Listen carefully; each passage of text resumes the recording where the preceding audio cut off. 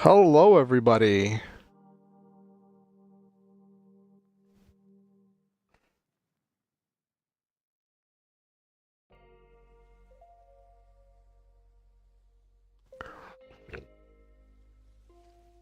Hello, everybody. Welcome, welcome, welcome. Let me finish getting set up. I'm running late because I am a mess of a human being. Hello, Jesus. Good to see you.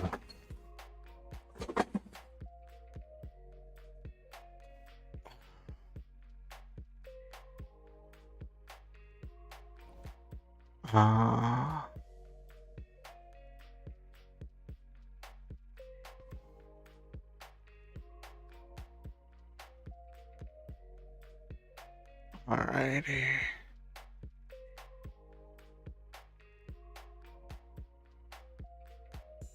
Okay, let me...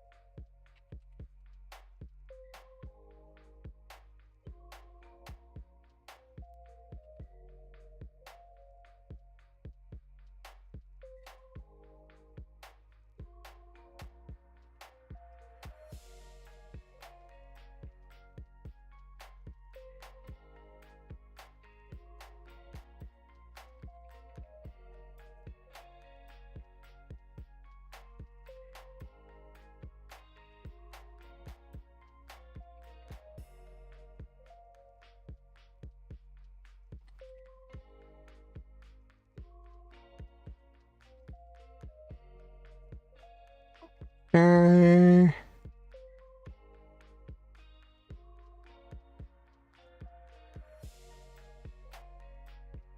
Oh my gosh.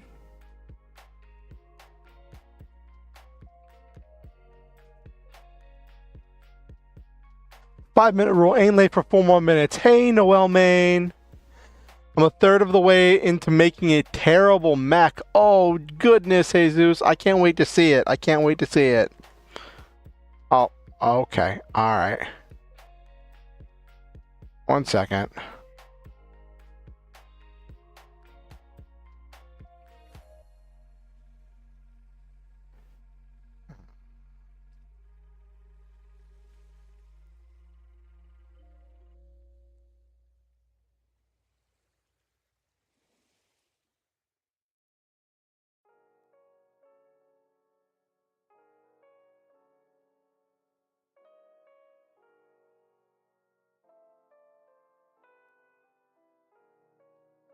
Okay.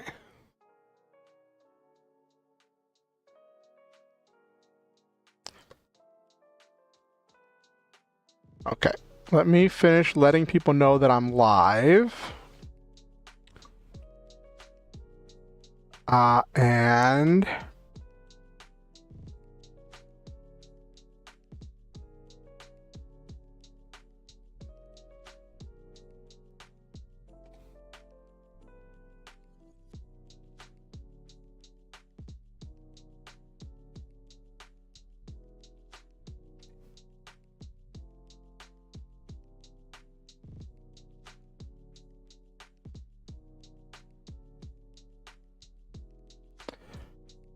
got that.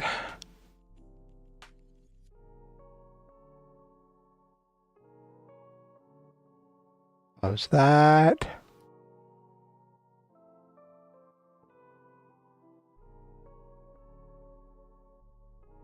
Alrighty.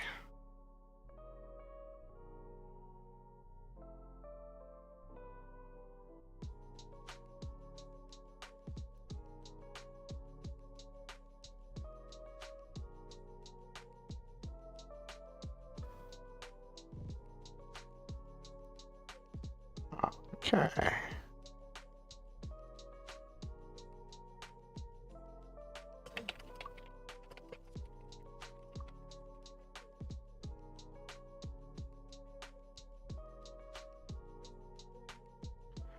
What's your terrible mech gonna look like, Jesus?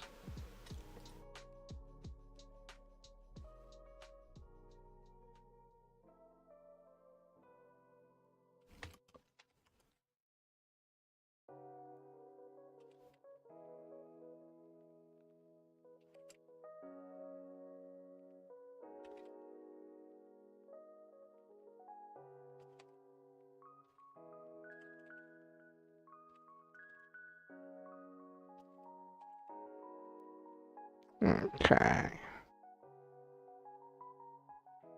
A mech version of the God of Rage in my card game setting. Want like a sneak peek of it? Ooh, I would love a sneak peek of it, Jesus.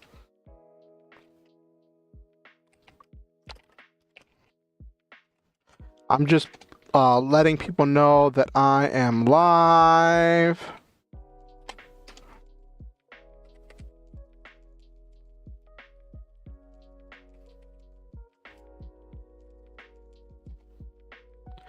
Okay.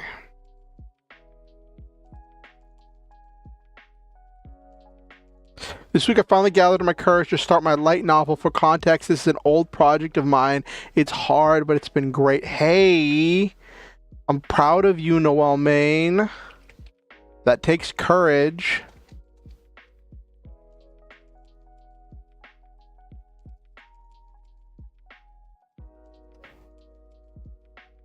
Okay. Alright, there we go. Cool. Alright, it would help if I booted up my model, wouldn't it? It would really help if I booted up my model.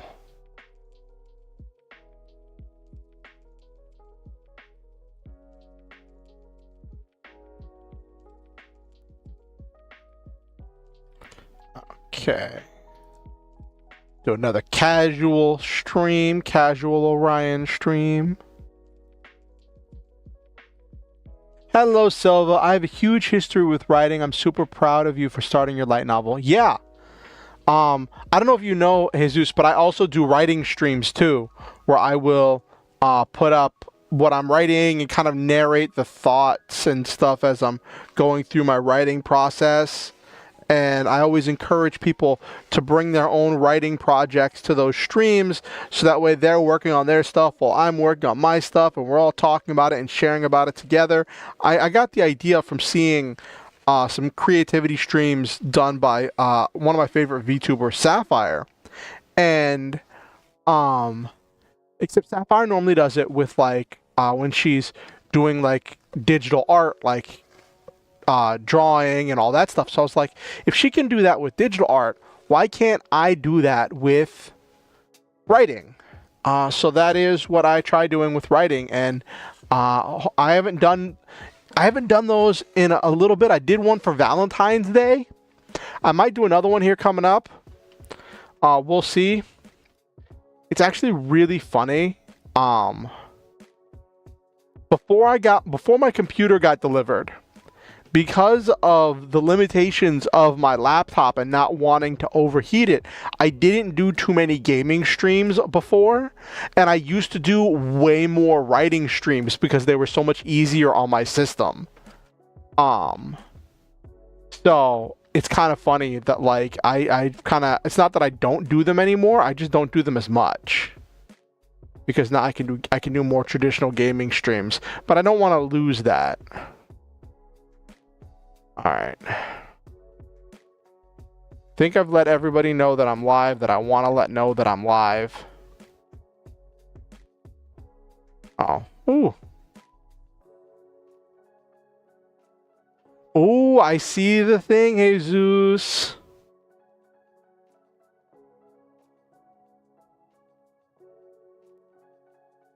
It looks really cool. It looks really amazing.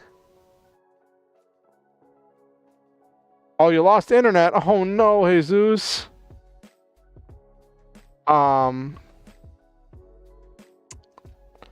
Yeah, I was just talking about how I used to do more writing streams, and it's here. Let me get to the just chatting screen. Well, oh, it looks really cool. It looks cool where you're at. what I was talking about was that there's this funny thing where I got the idea for the writing streams from watching Sapphire do her creativity streams and her kind of join in. I've seen other people do like write with me streams, and I was like, I could do that. But one thing I didn't see was people actually having their writing up on the screen and like actually talking and narrating about what they're doing and what they're experiencing and why they're doing what they're doing, and what they're gonna do next. And like I went to watch this. There's this author. I think they're a big author on YouTube, and they were like, "Come do a write with me stream," right? So I went to the stream. I'm not gonna name the author because I'm not trying to like put anybody on blast or anything, but the stream was literally a camera that was like not even on the same. I don't think it was even on the same desk as her, but it was off to the side. And it was like aimed at her. She wasn't talking into a microphone. And she was, at least not from the parts I saw, I didn't see her talking. She might have been talking other parts because I didn't watch for very long. And she just was like typing, and you couldn't see the screen. And I was like, that's not the kind of content I want to deliver. I realized that like there's a lot of stuff involved with like first rights and with publishing. Yeah. And I know that there's a lot of like kind of taboo with like showing people your work before it's done, but like for me, the writing experience and sharing that writing experience is so precious. And like when I do the writing streams, I normally have my Word document open, have my VTuber model out. I'm trying. I know there's going to be periods of silence. That's why I have the lo-fi music. I don't even think there was music on that other stream. And I try to like talk through things. I encourage people to work on their own projects, so that way, and for them to tell me what they're working on, so that way I can react to that, and we can all talk about what we're working on together. So it's kind of like some parallel play of us all working on stuff together. And that's the kind of experience I want to deliver with my writing streams. And as much as I love doing writing streams, because I do really love doing writing streams, they are not popular.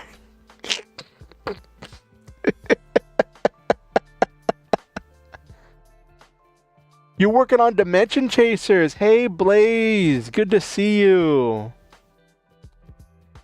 I'm excited to have you here.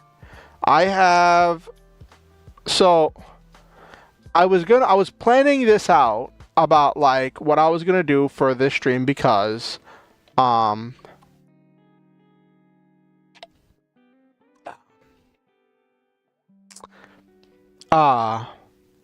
because I stream on Mondays and Fridays, and the Perfect Draw Backerkit crowdfunding campaign ends on Sunday, if I have my math right. So this is my last stream before the crowdfunding ends. So, originally I was gonna be like, let's let oh,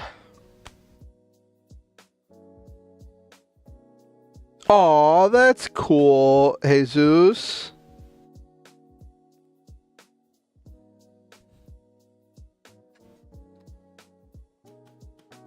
That's cool.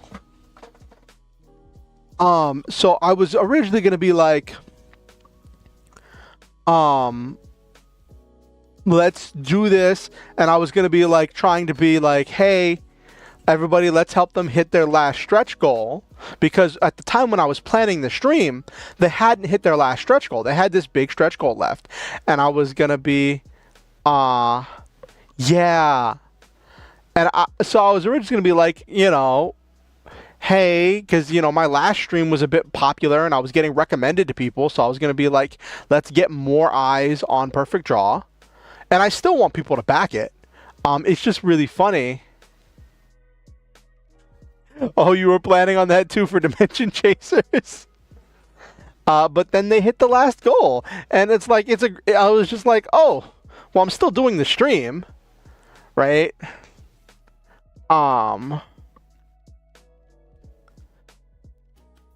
And I have a very special. I put Oh, you're planning to do that too tomorrow? It's funny, we all were planning to do something to help them push for their last goal.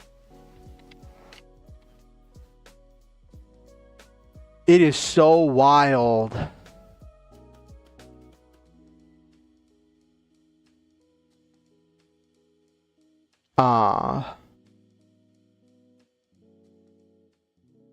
But like watching them reach their goals has been so inspiring. Like I was talking to one of my friends, Okusen, who was like, it's really interesting seeing because it looks like the stretch goals they've posted are like looking at what things people want, feedback people have given, and things people want. I hope, unfortunately, due to my financial situation, I'm not in a position to buy one of the physical books now. I can only back it to get the PDF. I'm hoping that at some point after the crowdfunding campaign ends, that they'll have sales open so I can order the physical book if my financial situation changes. That is one thing that I do want, to get my hands on a physical book. So I'm hoping. I don't know if they've announced that what they're doing with that yet.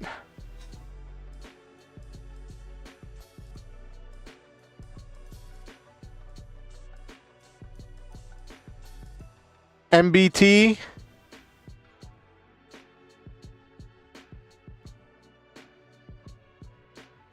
Is that the is that a shipping thing?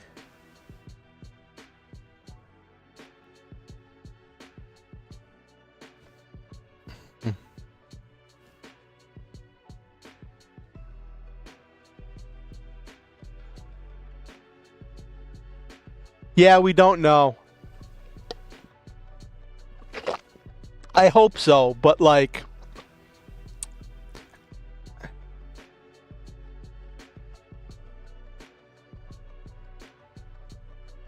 oh, you think he's gonna make something toxic? Oh no! Oh no! Yeah.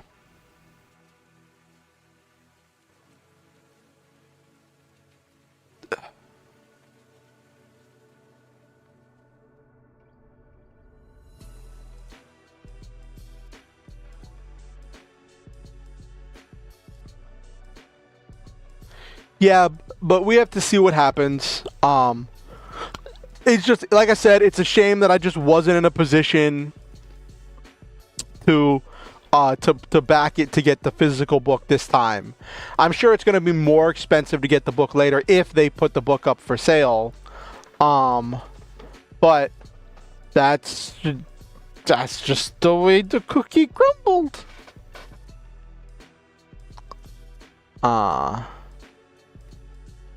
But yeah.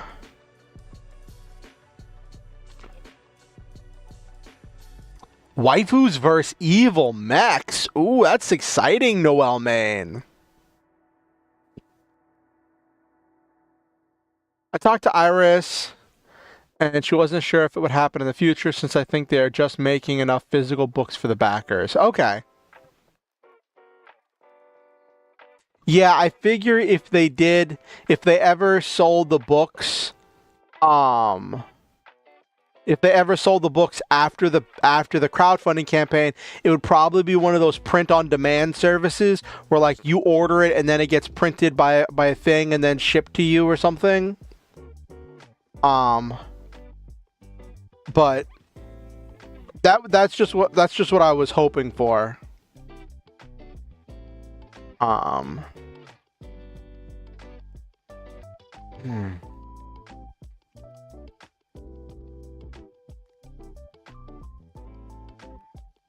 But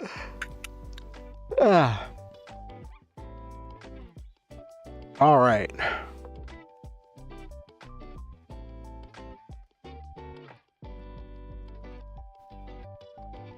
So I've had an interesting week. I had to... it's really funny. I had to reschedule my therapy appointment this week in order to make time to go buy more socks, because my socks keep disappearing.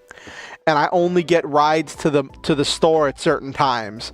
So like I had to reschedule my therapy appointment to go buy socks. That was my week, is I've also been struggling with some like mental health stuff and some stress and anxiety stuff. But how's everybody else's week been?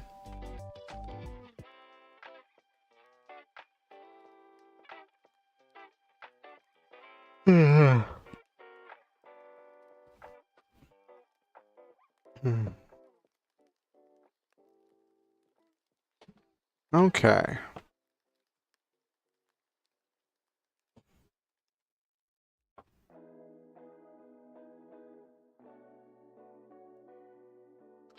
Pretty down by losing your job. Oh, that's so rough. That is the most adult thing I have ever heard. Yeah, having to reschedule your therapy appointment to go buy socks. Yes. I made the joke on Twitter that it was like adulting failed successfully.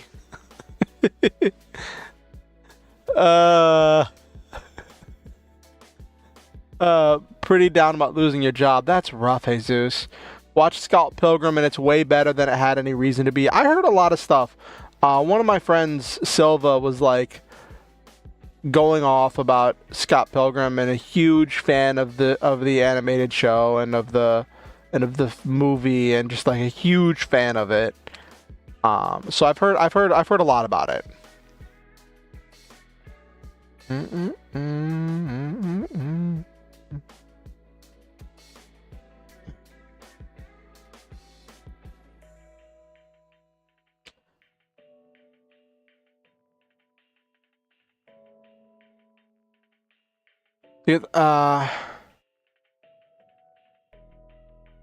Yeah, I heard there was a lot of hype about that, Jesus, about getting everybody back.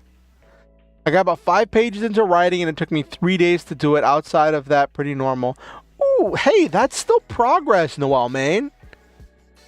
That's still progress. And I'm proud of you. I'm definitely proud of you, Noel, man. And I'm proud of you, Jesus, for making it through the rough times with the whole losing your job and all that stuff.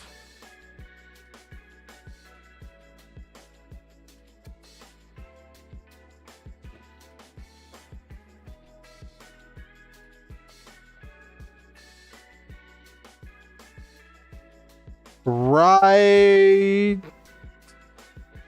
or die? What's ride or die? That sounds like a video game.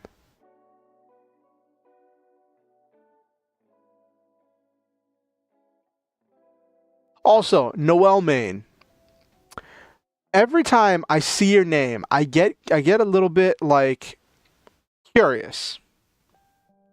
Is it first name Noel, last name Main, or is it Noel Main as in Noel is your main character in a video game? Like, you don't have to dox yourself. I'm just like, that just like, actually that is kind of doxing yourself, so I'm sorry if that made you uncomfortable. But like, for your character, is Noel the first name, or is it just that Noel is your favorite character so much that you put her in your YouTube channel name?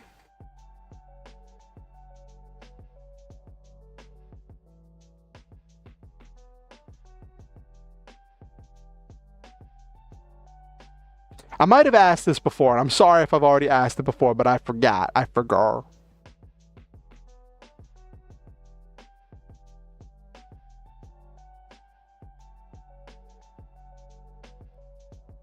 Noel is your main character in Genshin. Okay. It's an old website I used to love back in college. It checks if you're writing, and if you slow down too much, It can start doing things like glowing red or even deleting your... Oh no, that sounds so mean, Jesus. So Noel Main, are you okay with us calling you Noel? Like, I've just called you Noel Main. Some people call you Noel. Like, if Noel is your main character in Genshin, I don't know.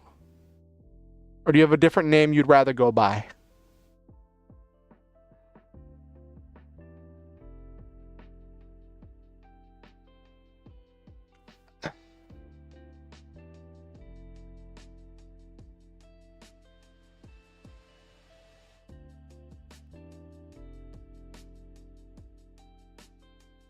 You can set the settings to whatever. Basically, it exists to vaguely stress you enough to ignore the writing demons. You know, I think with the right, like, restrictions and, like, safeties in place, that sounds like it could be a very powerful tool. I'm not sure if it would be for me, because I write in spurts. And I write on so many different things.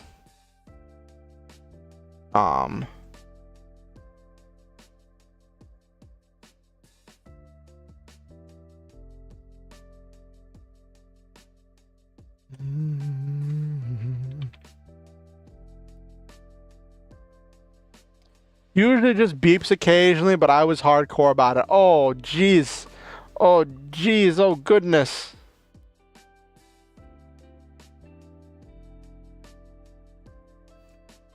I'm fine with Noel. I think I grew used to it. Okay, Noel, man.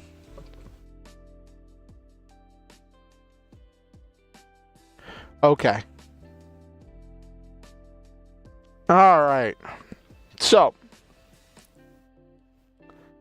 let's get into tonight's stream.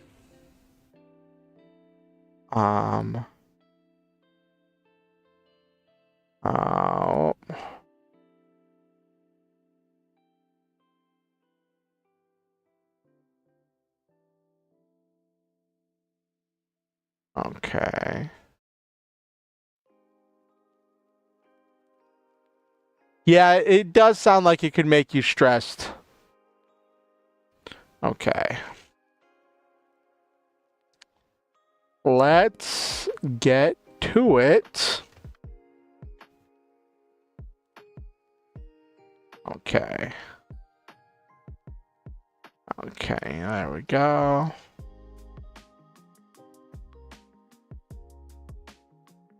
Oh, whoops.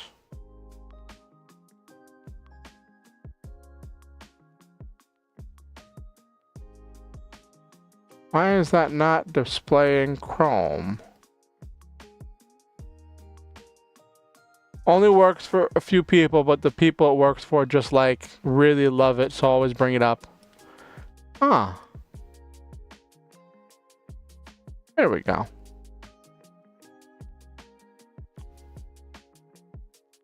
All right, everybody. So, at the end of the last stream, we had a name for a character that we didn't use. And I'd written that name down as Maya Basic. And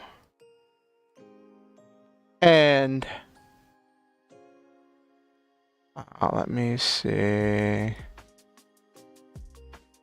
Let's make sure there was nothing here. Okay, good.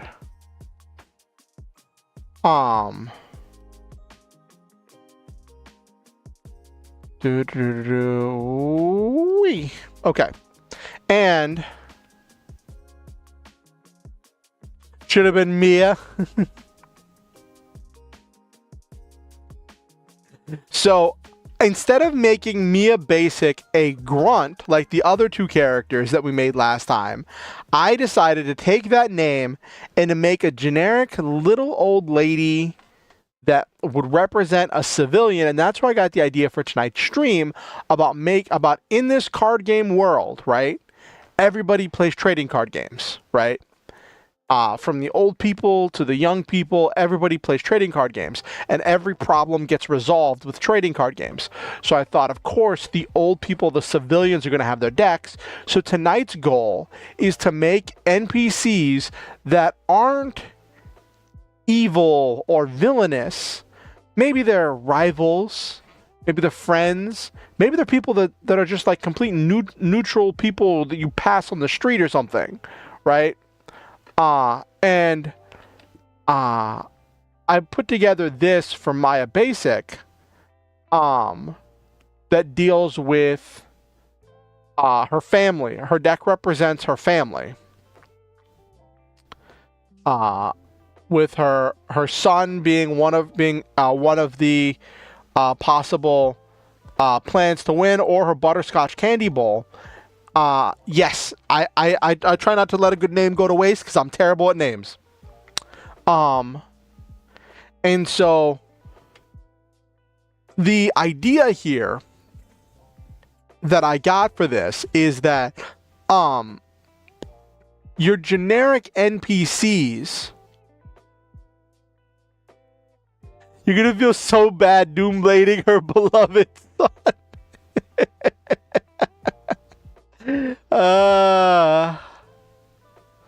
But the idea was built around family, sharing candy with family, her son, her grandson, her book club, shooing people who mess with her and her son and her family. And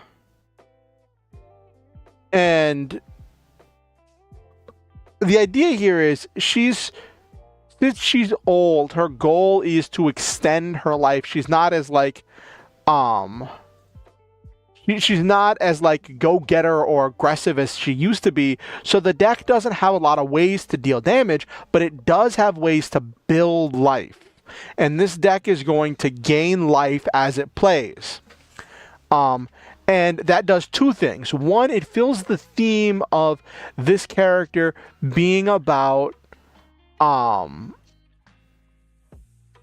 being about enriching the community, enriching family, that mental image of grandparents as the people that are the glue that hold the family together, that bring enrichment to everyone's life. And also, on a practical sense, you can have this little old lady being accosted by one of the grunts we built in the last NPC making stream. So the players turn a corner and see Maya being dueled by some mean thug who's like, "I'm gonna take your purse. I'm gonna take your purse if I beat you, lady," and like being all mean and stuff. So then that gives the players a chance to jump in, because there are rules for joining a duel that's a game that's already started. So the players are can jump in and help if that's something that motivates them. And then this NPC is no longer an enemy, it's now an ally. And what that does, having it be about building life, is it has a more passive ally, so the spotlight is still shined very firmly on the players, and she's just going to be doing some things while trying to build her life. Like, one of her plans to win is her butterscotch candy bowl. If she teamwork attacks once per turn, she gains 1 life for each warrior in the teamwork attack. So she can just like teamwork and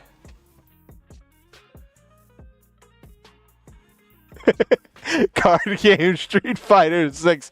I've never played Street Fighter 6, but from what I've seen, it's it seems like it's a thing where just everybody fights.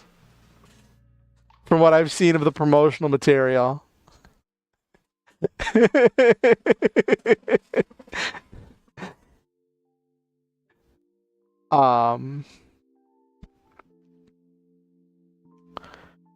So I like these defensive ideas, because your average person is just gonna be trying to play like a casual, have fun deck, right? And I like this one. This one's really funny. My book club, because her deck's all about her family, including her found family. And it's an item that when it's played and at the start of each turn creates a weak warrior with teamwork. So then she has all these weak warriors that can link together to overcome stronger foes. And if they link with the best grandson, she gains 1 life. If she has the butterscotch candy bowl, then for one of those attacks, she's gaining a great amount of life for the number of people she has in the teamwork attack. So she's about enriching the lives of people around her. So that was one. And then for her simple card moves, which again, like I said, I'd like to keep these as staples. Still got some pep in those bones, gain 1 life. Always check on each other, create a normal warrior. Who helps the helpers? Create a weak warrior with blocker. I still got that dog in me. Staple, strengthen a warrior until end of turn. Who do you think you are, Sunny? Target warrior opponent controls loses all text till the start of next turn. Death comes for us all.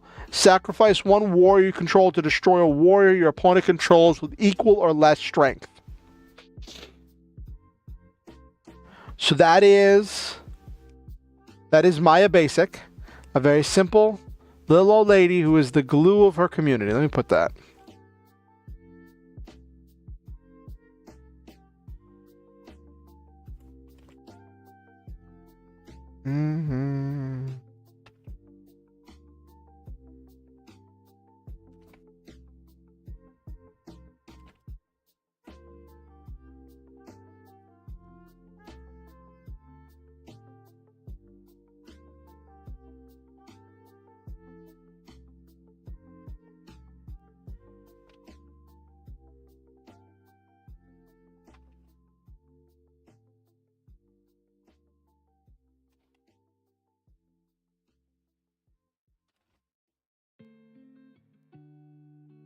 Okay. Also lets her survive long enough for the players to rescue her and shine the spotlight on them. Street Fighter 6 is set in the same city as this old school beat 'em up game, so they explain that you can basically fight anyone at any time and they're all down as long as there's no stakes. So one of the things is there's this evil organization that, like, their whole thing that makes them evil is that they challenge people to anti-matches with threats of violence and force. In order to make people, like, go along with their schemes.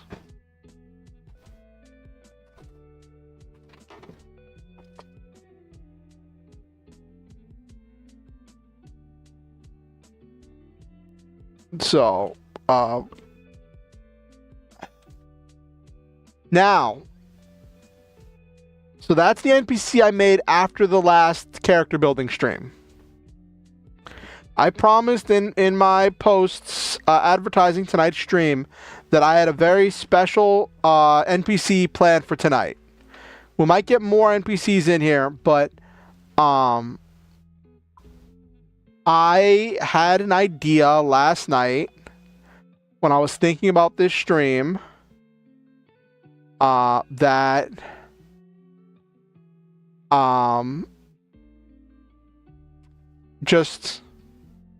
I thought there was a kind of NPC I wanted to make and include in my setting. Not to be a downer, but I'm sure it's spread around the internet by now that most of you would know that famous manga creator and artist Akira Toriyama, who created Goku and Dragon Ball and Dragon Ball Z and all of these worlds that mean so much to everybody, passed away the other day. Yeah, mangaka, that's the word I was looking for. Yes.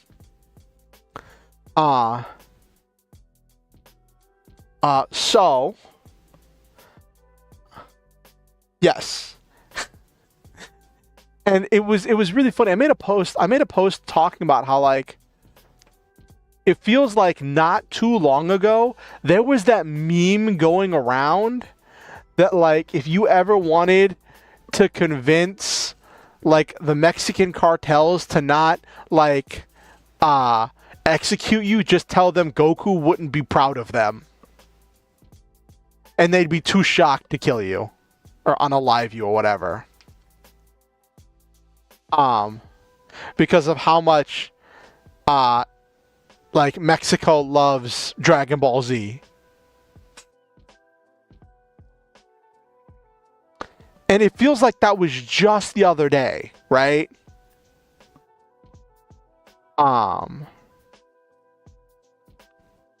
But,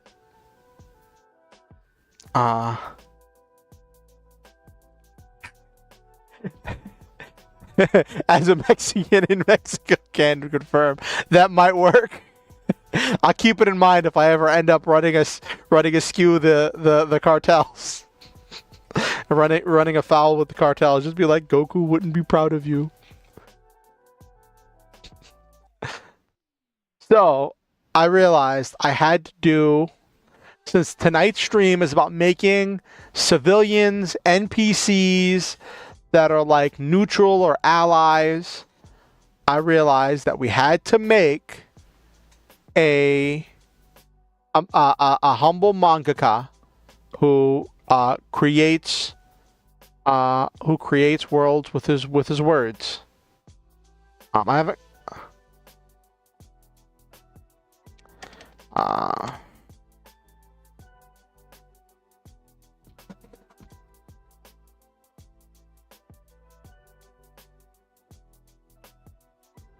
Okay.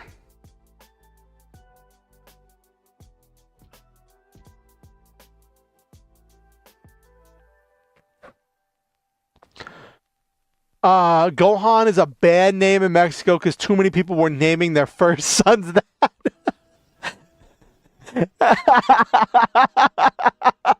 Did anybody see? Do you remember there was that guy who made that post that was like, if I get such and such number of likes on this post, my wife is gonna let me name our first son Goku. And then he did it. He got the likes, and then the update tweet had him, or post, I don't know where he posted, it was Facebook, had him doing like the spirit ball pose. And then like the wife there holding the newborn baby and like holding up a sign saying, yes, this is our child Goku. I think it was Sanchez. I have a player that uses a deck based on horror, so basically plays like a giant wall. Horrors that are retired are banished instead. Make horror blockers, banish again, get 15 banished, kaboom. Ooh, that's spicy, Noel. That's spicy. So, gimmick here is energy. Because it's all about having energy like Goku to face the day. I think there was a quote about always face the day with the energy of Goku.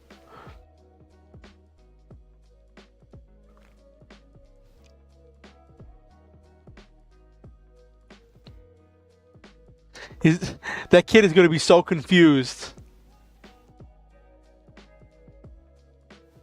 Kakarot? Wife's going to be like, no, I okayed Goku, not Kakarot.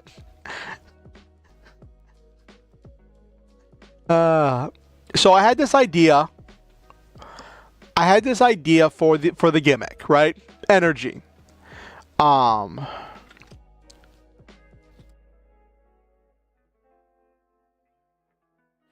Let's return.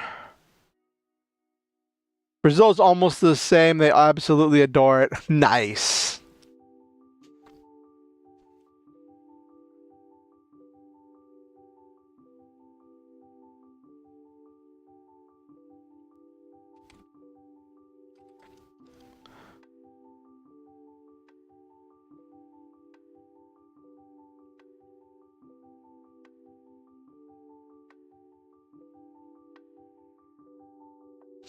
Once per turn, a warrior may give up their ability to attack this turn to gain or spend energy. Mexico once even almost caused an international incident for streaming DBZ in movie theaters too early.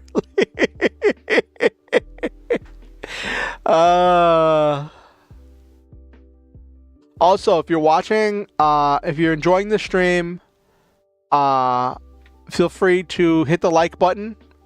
It helps the algorithm with pushing it out. Last stream, the algorithm was pushing it out to some new people. It's always great to have new people in there. So if you are enjoying the stream, feel free to like it. Subscribe and ding the notification bell if you haven't already. I need to put that. There's so many things I need to do. So basically, the idea here is energy. Once per turn, a warrior may give up their ability to attack this turn to gain or spend energy.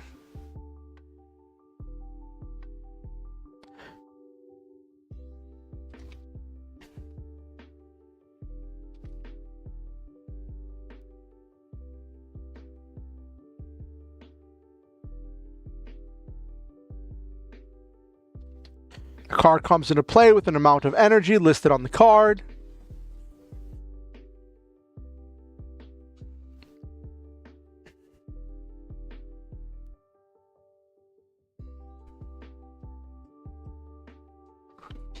Okay. So that's the gimmick, is energy. It's all about building energy.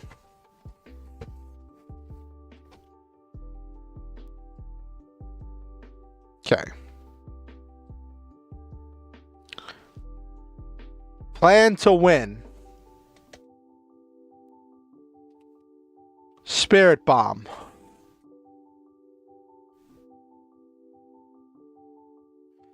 Yeah, I watched a test duel with some of the proxy cards looking at the energy system in Vanguard, and I'm like, so you're telling me you build 3 energy a turn, but the main effects cost 4 energy, but you can start building as early as turn 2. So you're going to be building energy before it gets to your turn, before you get to your grade 3 that's going to be spending that energy. And that's only if you, I think, go first, you get your energy on turn 2. I can't remember which one it was. But yeah, that whole thing. Yes, I did see the resource keyword. I love it. I love it so much. I love it so much. It is so good, Jesus. I'm so excited to get even just the prototype PDF to be able to see what they've been able to nail down for other example keywords.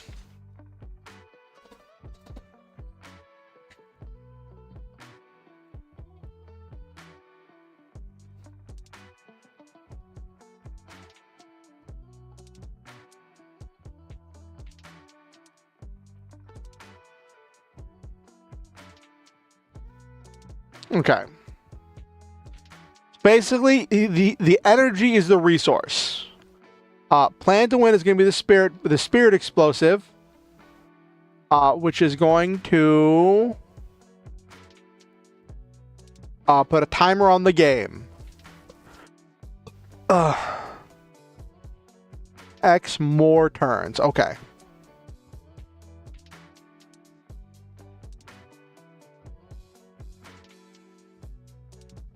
This is one that always trips me up about, like, if the first turn counts as 0 or if the first turn counts as 1 for these put a timer on a game things.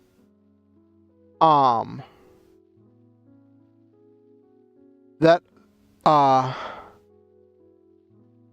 always trips me up a little bit, but I realize it's supposed to be X more turns. So the first one is 0.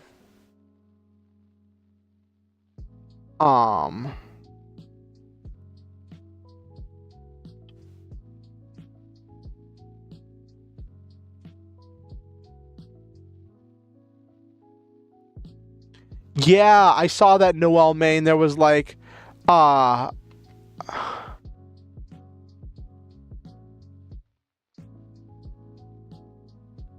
there was the whole thing with some of the grade 1s had like 2 energy effects and stuff. Okay.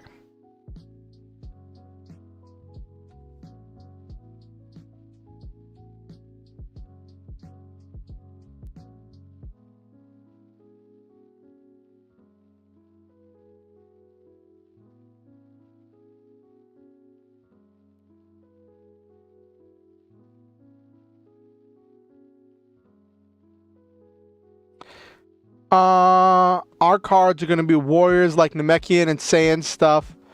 Like, Kaioken or Key Meditation. I think there's room for a little bit of both for this one, Jesus. I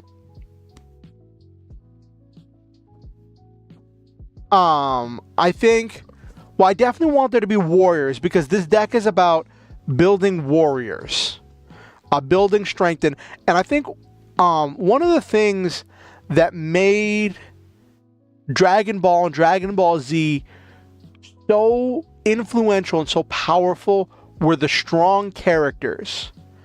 The characters drove the show.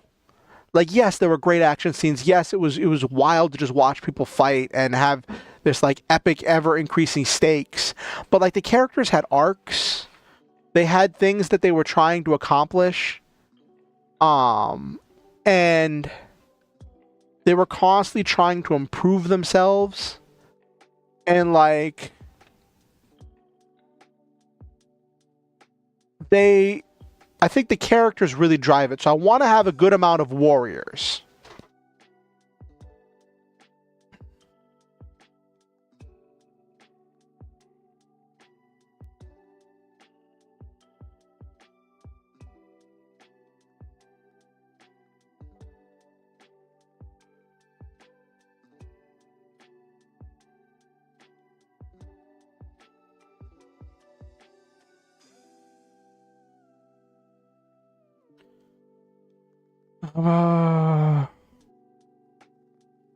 One, so then 1, 2, yeah, okay.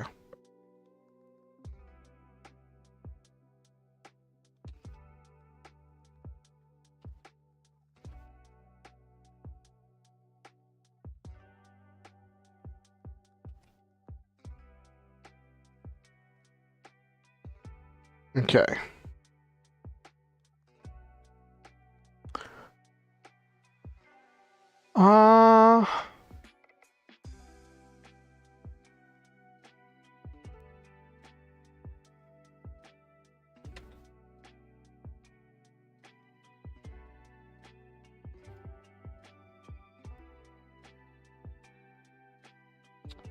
So I want it if it's once per turn.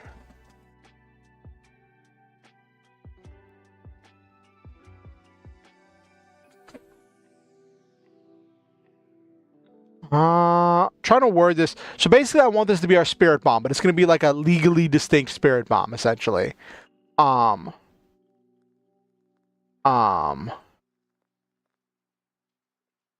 once per turn, instead of giving the energy to itself, they can gain 1 energy. When this card has X energy, it can be sacrificed.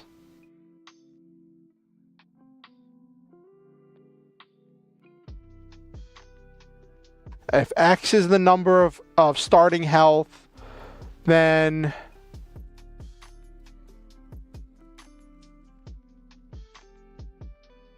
sacrifice the end of that turn. And then the next turn is when it goes off. Okay.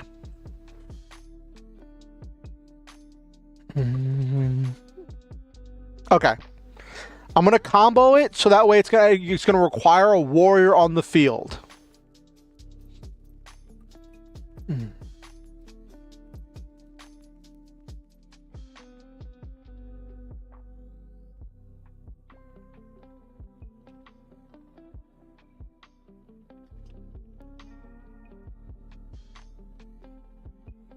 Okay.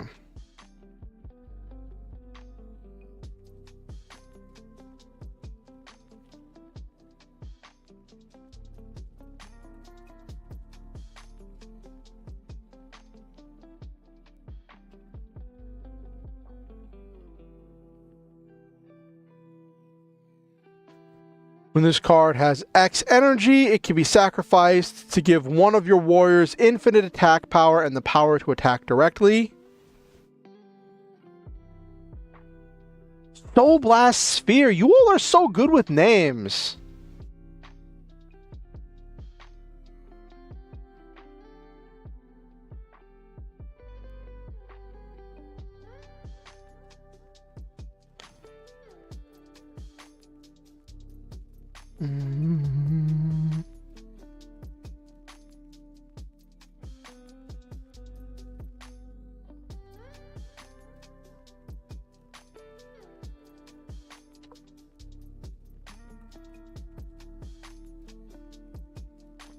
Energy, it can be sacrificed to give one of your warriors infinite attack power and the power to attack directly. Okay.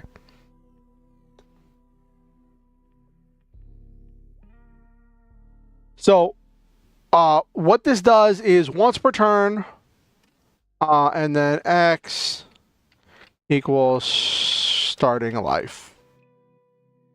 So, once per turn, a warrior can choose to give up its ability to attack for the turn to give an energy to the Soul Blast Sphere instead of itself. And when it has X energy, which is equal to the starting life, which means if it goes second, because it can't build energy if it goes first, because there's no ability to attack to give up, right?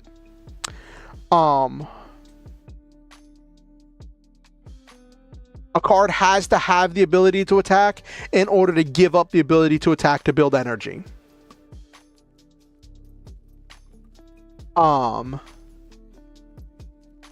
then that means it can at most build one energy a turn. So if it goes first, it's building no energy. If it goes second, it's building one energy that turn. If it creates a warrior that's going to build energy. And then after that, it just rolls. Hey, Nabiru, we are making a character dedicated to Akira Toriyama.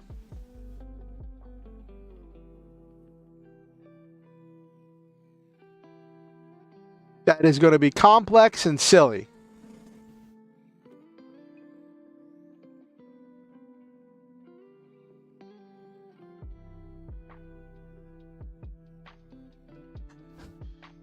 Oh, really?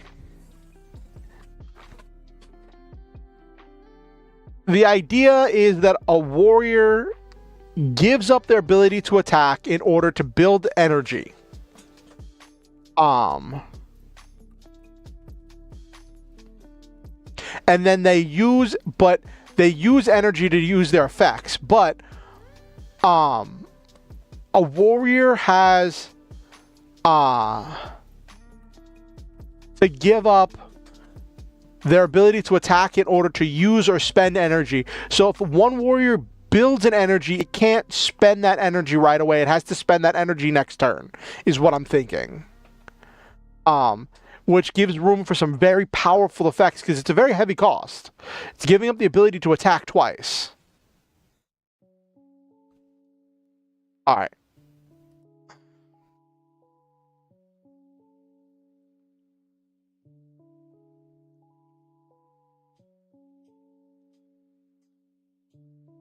Joyful Warrior.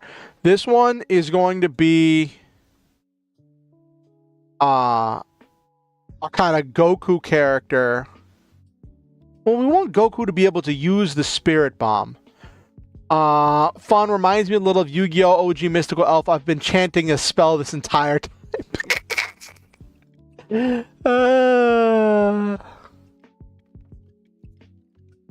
Yes, it did. It really did.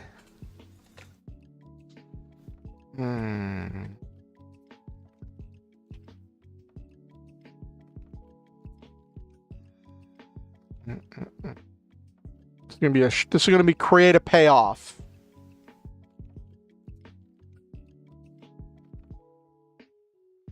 Yep.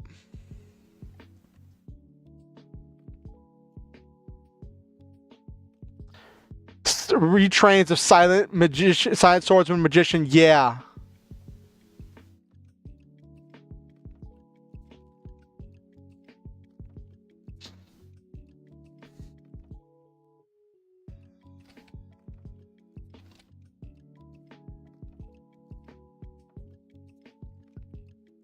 Oh my gosh.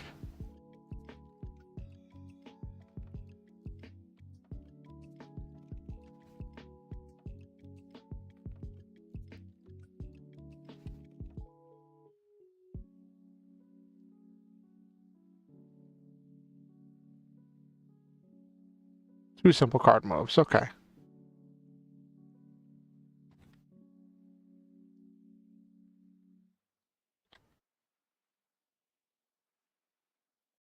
Oh my gosh, that's so silly.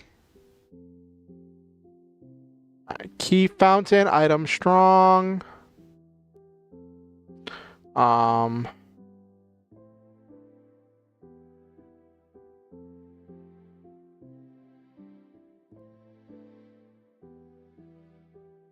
Think about it, you could turn all of Yugi's insane cheats into actual cards for this game. Could be fun if worded right. Yeah, that could be fun. Sentinel of Stone Rock Flip Turbo deck. That's funny.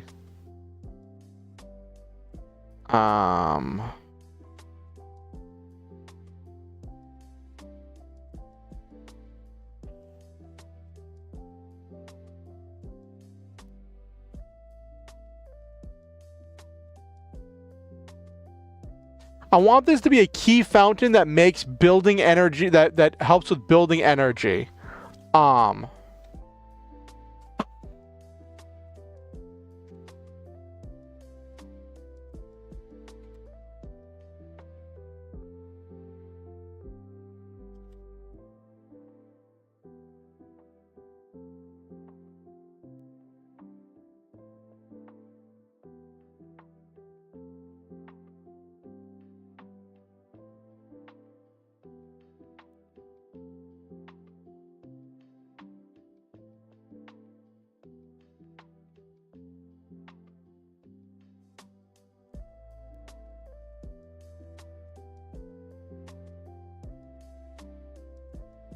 Okay.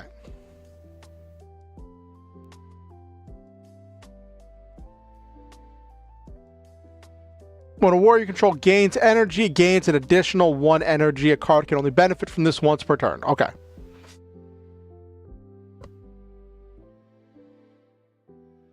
Ooh. Ooh, I like that, Jesus. When a warrior is defeated, any energy counters they had. Fountain of the Unparalleled. Redistribute energy when new card enters play. Ooh, I like your idea better.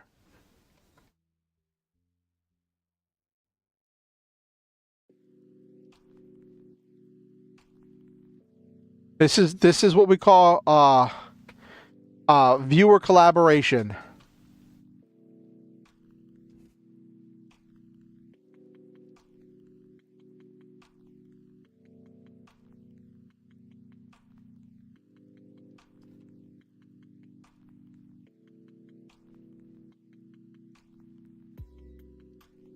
Mm.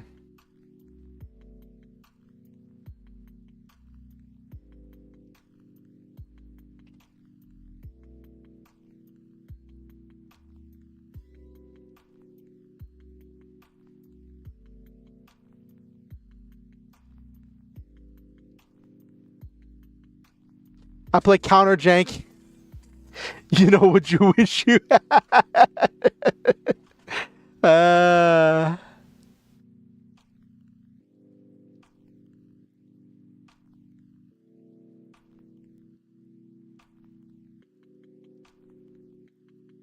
Okay.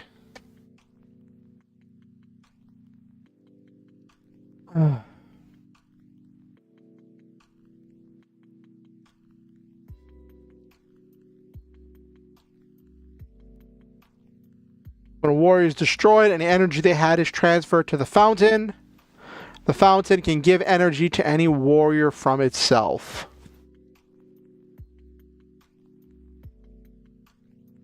Okay.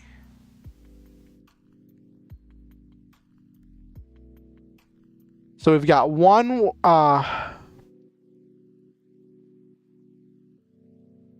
these effects are so long and so like adding a whole new resource system is so funny.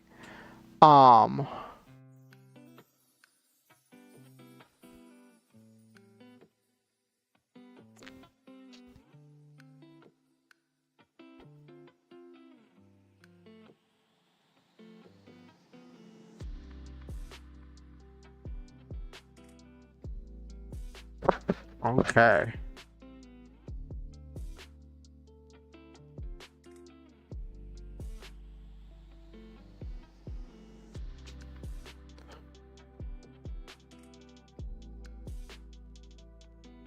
Now let's make Monkey King.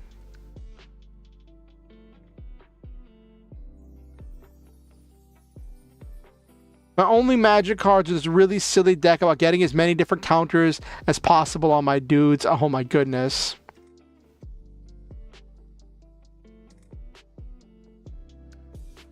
Block Dragon. I never used it for broken combos. I just liked how it protected some of my jank moves.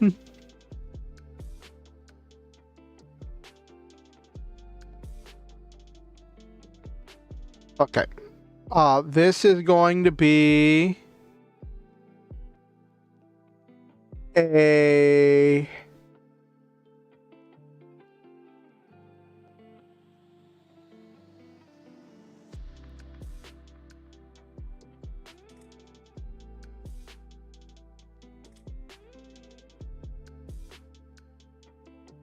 All right, this one's gonna be funny. I've thought about a plan for this. This is gonna be create a new threat.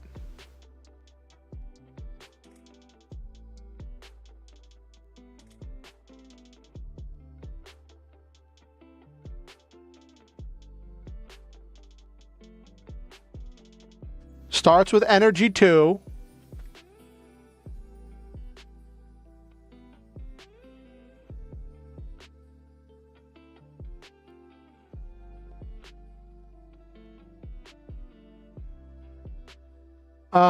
I'm a dragon goblin. If it has a cool dragon on it, into the deck you go.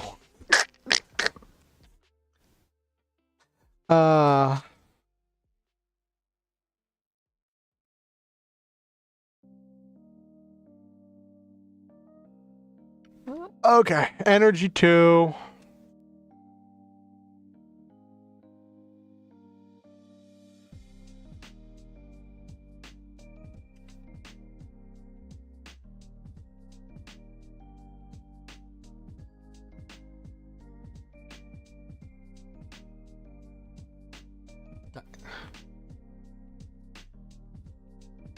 Ape tribal. Oh goodness. Iron Hammer on field alongside Block Dragon was funny. 1 rock and a turn could direct attack, block protects. Oh, okay. Can spend 1 energy.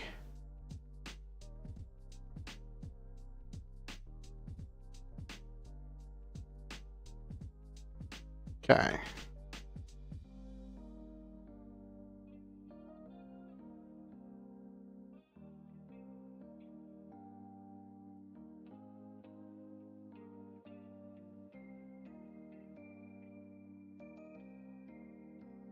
Overwhelm.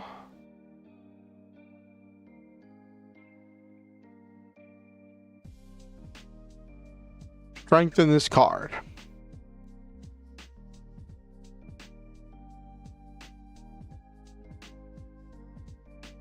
Okay. So I can become a strong warrior with Overwhelm.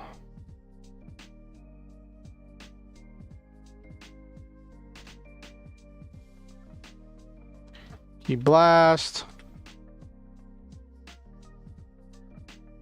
1 energy.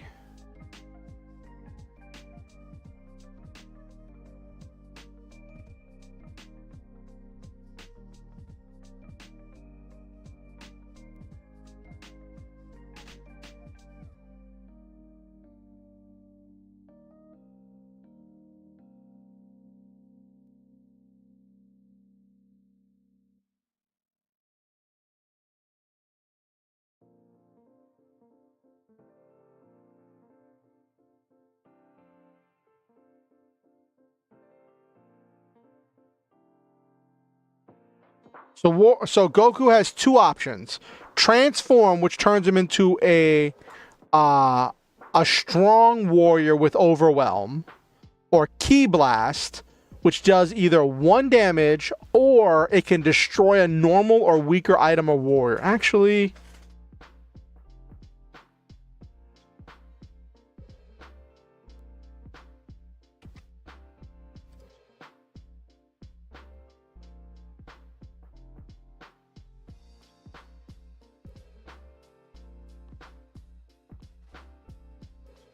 weaker than this card. Okay. Joyful Monkey Warrior. He's got the Ki Blast.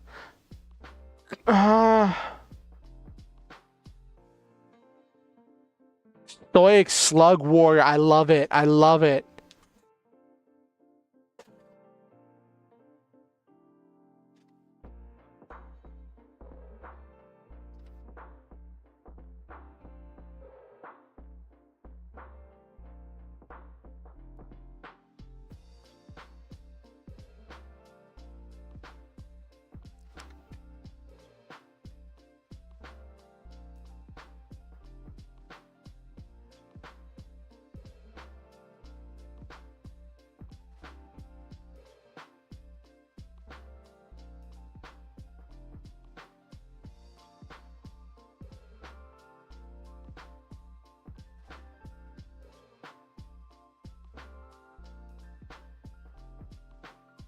Okay, what should be... Alright, if Goku starts with Energy 2, it needs a regen effect. Okay, starts with Energy 1. Normal Warrior, Energy 1. This is going to be Protect Your Game Plan.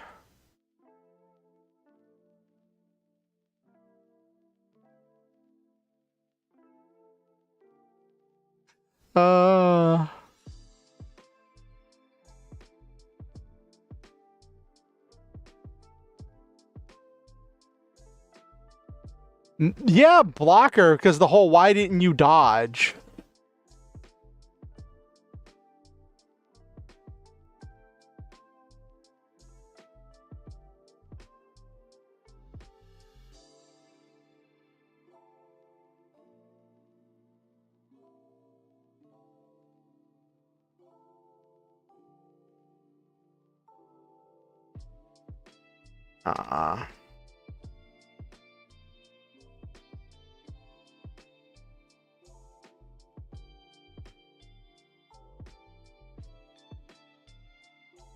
So he's got blocker. I want to give him 2 energy effects.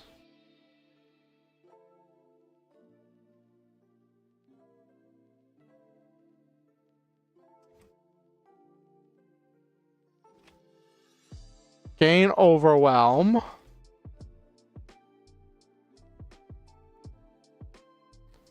Some kind of a regen effect.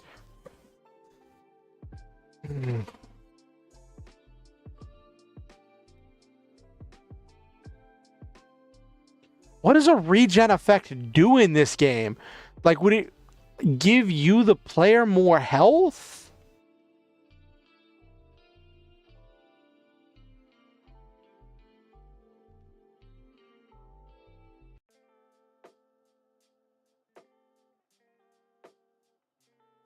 Would it create a...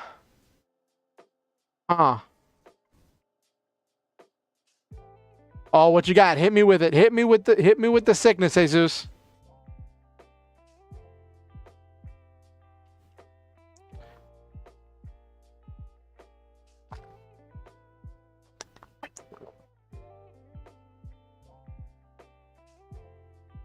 That's a theory, Nabiru. What if it floats and recurs next turn?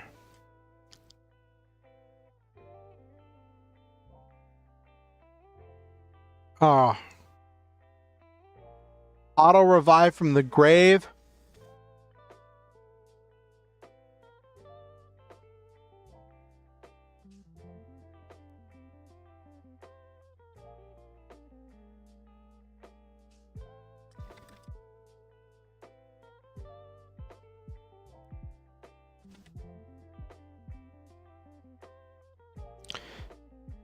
Regenerate limbs. The next time this card would be destroyed, it isn't.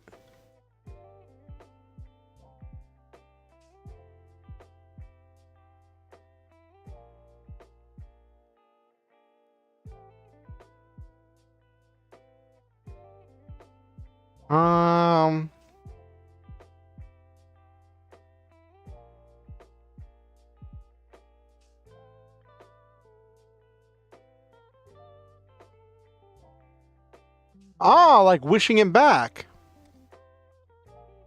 I like it.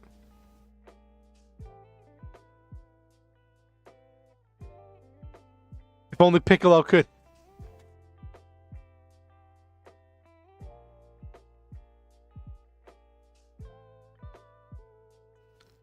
Reborn Tengu.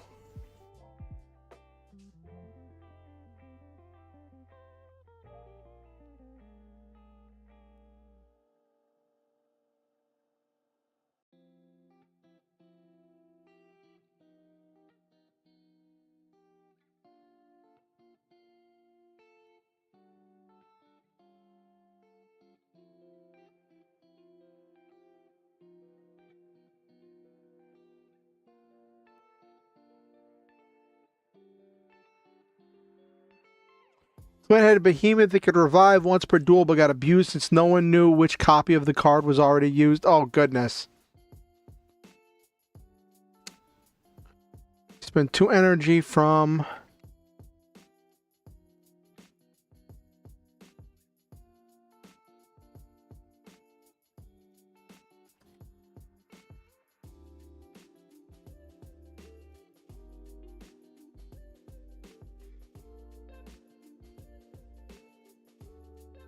Stoic Slug Warrior, Energy 1 blocker, power up, gains Overwhelm, regenerate limbs.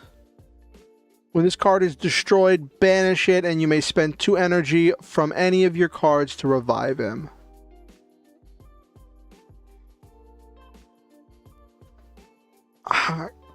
Okay.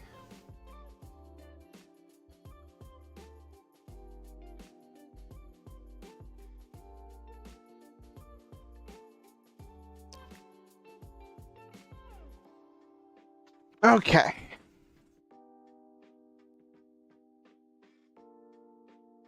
I'm kind of thinking that I want to rework the Goku card.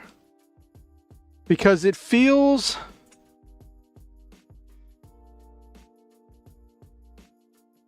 Yeah, it is funny, Nabaru.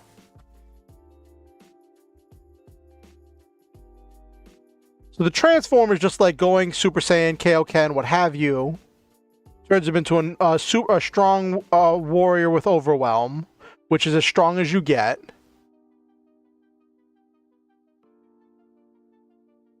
Ki Blast is just deal 1 damage, or destroy a warrior or item weaker than this card. Actually...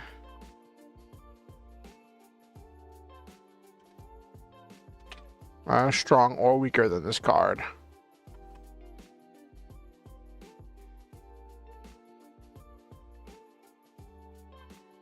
I don't know.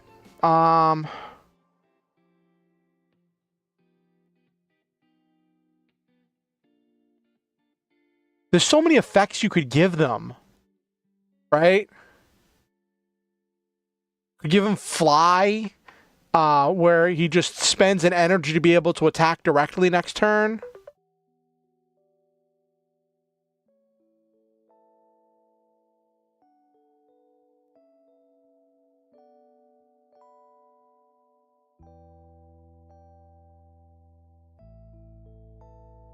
Okay.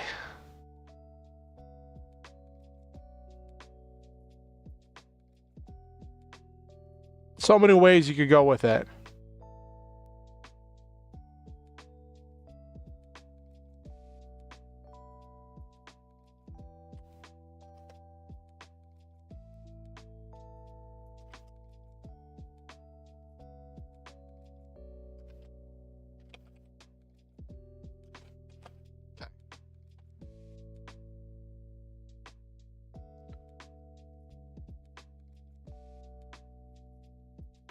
Yeah, you're right. There is millions of ideas.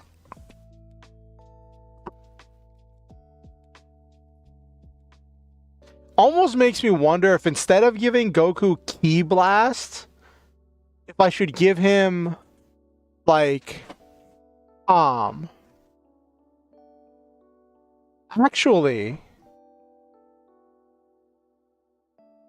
I had a thought.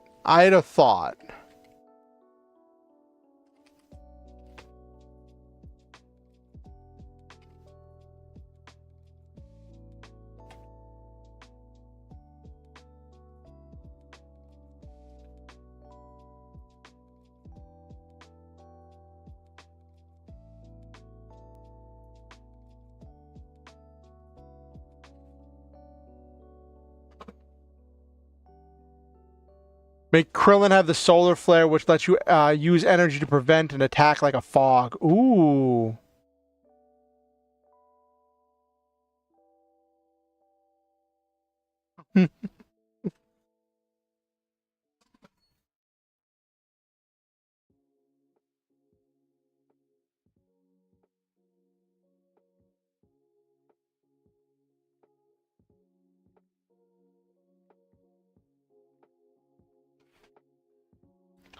Oh, weaker.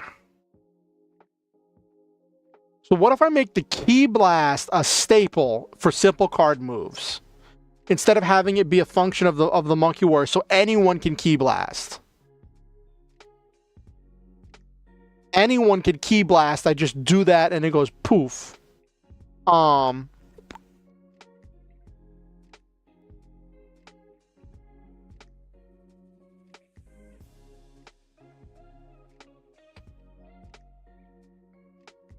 It doesn't do the 1 damage, but it because I don't want to have all of that functionality in a staple.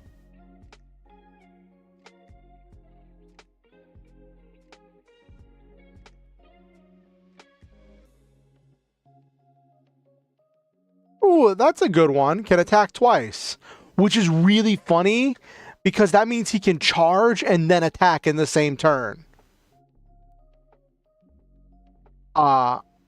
Because once per turn you give up your ability to attack and to either charge or to use an effect. If he can attack twice, he can charge and attack, or he can use an effect and attack.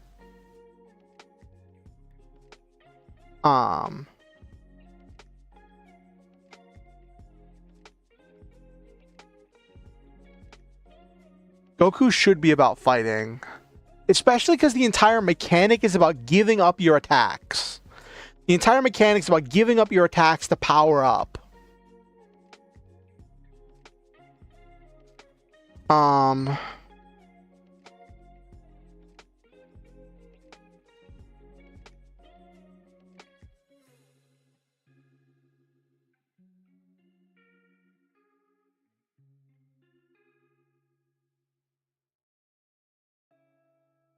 Actually, I can fold that into transform.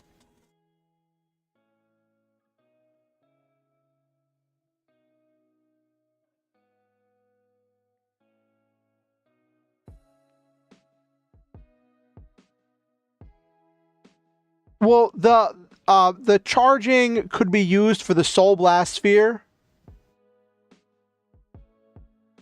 The charging could feed the Soul Blast Sphere.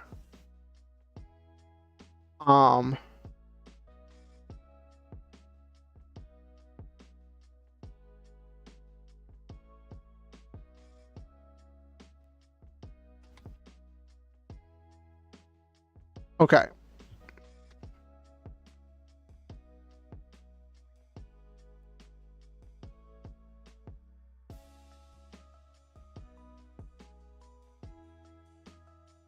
Yeah. Goku charging the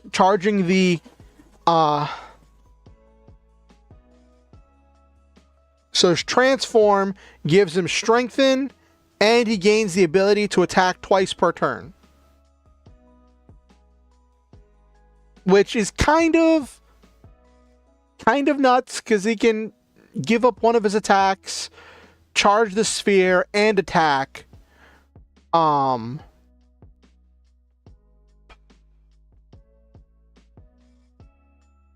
I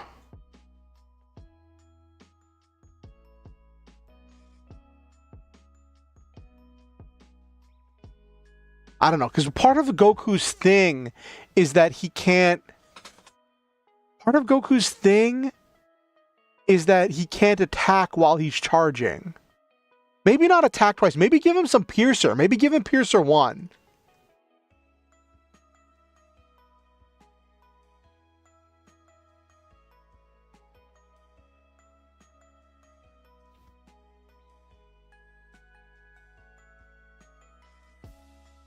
Not Piercer 12. Piercer 1.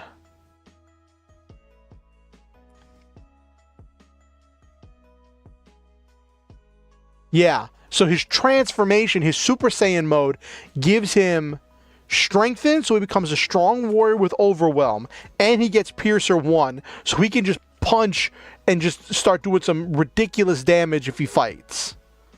I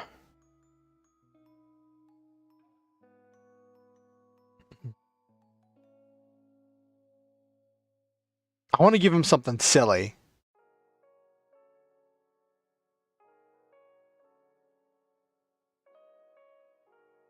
I gotta give him a Kamehameha.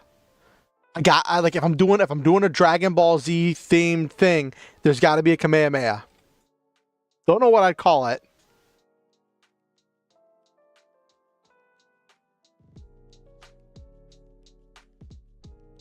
I'll come up with a legally distinct name in a second.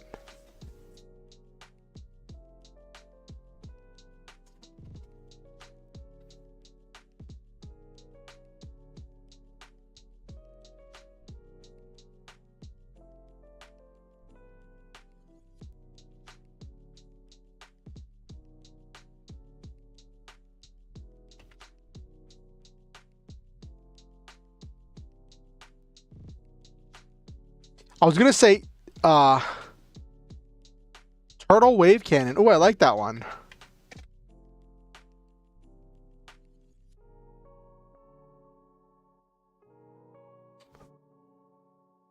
I was gonna say spend X energy to do X damage, but like at that point, since he starts with energy 2, you just drop him on the board, and then you can literally one-shot an enemy in a filler battle.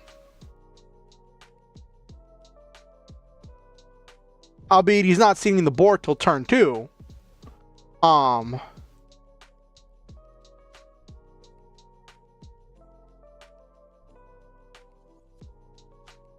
Yeah, you're right. It does read win game. I'll probably just do 1 energy for 1 damage.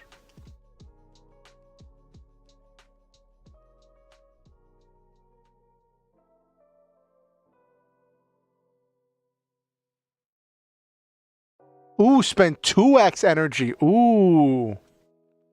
So that way, if you charge it up, it gets better. I like you. I like it. You keep having these great ideas, Jesus.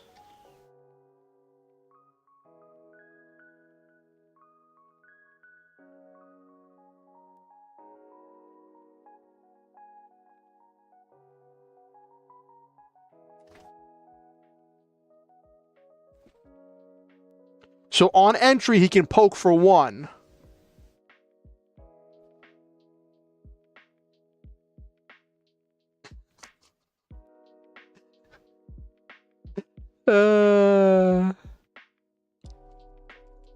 This is the thing. I'm surrounded by so many talented people. It's just like I'm just over here streaming.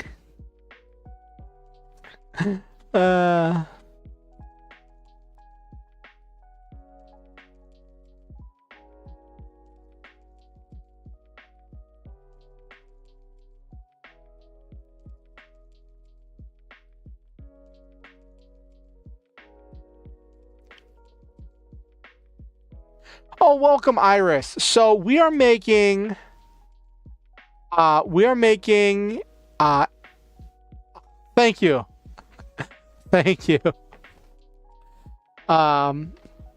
So we're making NPCs, And the theme of tonight is doing NPCs that are like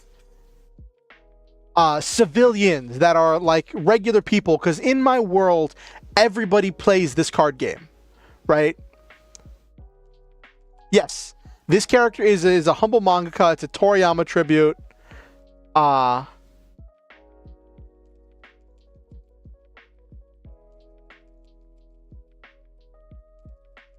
Yeah.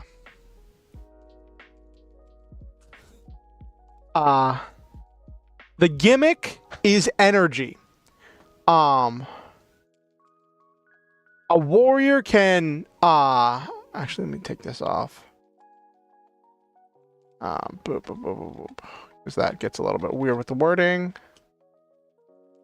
A warrior can give up one of their attacks. If they have multiple attacks, it's just one, in order to build one energy or to use an effect that spends energy. So it's kind of like how they're always charging up in DBZ.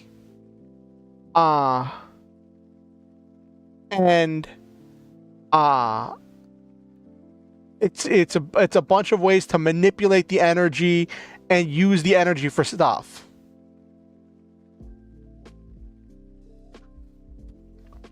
And the effects are like silly and complicated and goofy.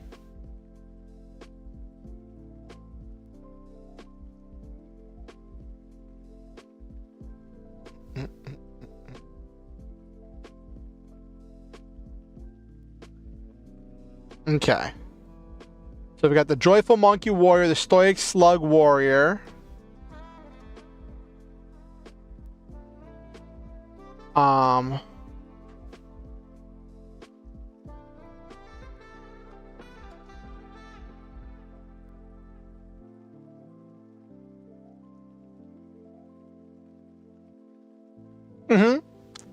Yeah, because that's one of the things in Dragon Ball Z, like so much of it is just magic and it's getting stronger because of training, and like there's the weird super science about like being able to travel across the galaxy so quickly, or training in increased gravity, the hyperbolic time chamber. There's so much silliness that's just part of the story, you know? Speaking of which, so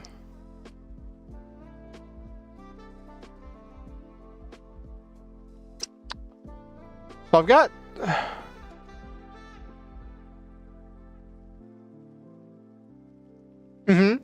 So we've got the Joyful Monkey Warrior that starts with 2 energy. It's a normal warrior with overwhelm.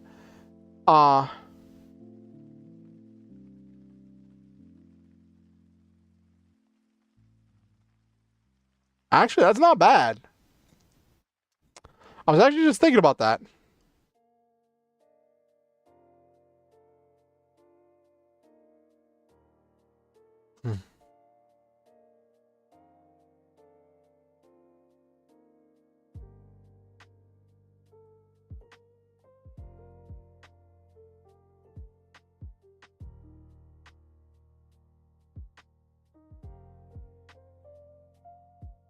This is going to be a gain an advantage. Create an advantage. It'll be a strong item with some kind of protection, so I'll give it inconspicuous.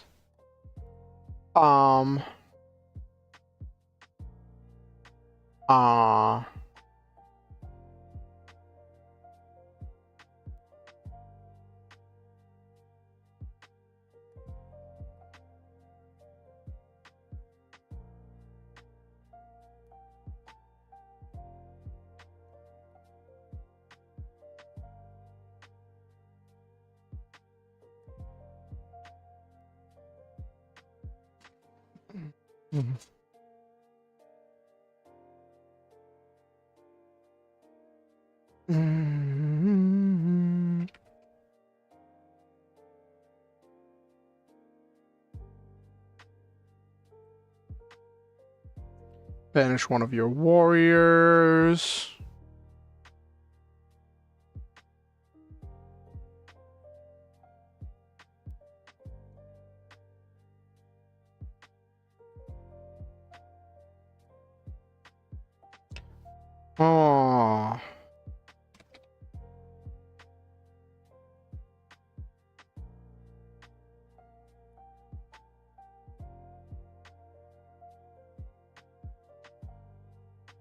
And they come back, they have X energy. No, because then they might as well be on the field not attacking if they're only gaining X energy. 2X energy.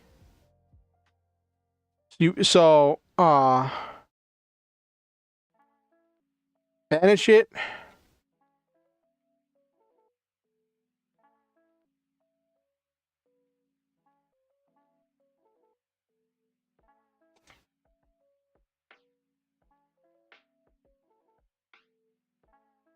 Banish one of your warriors.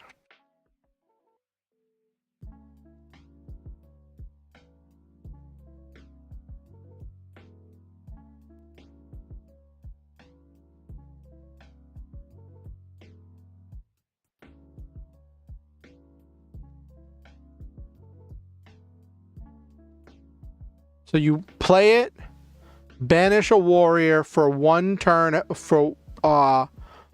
after 1 turn has passed. It comes back next turn with 2 energy. Or you banish it for 2 turns.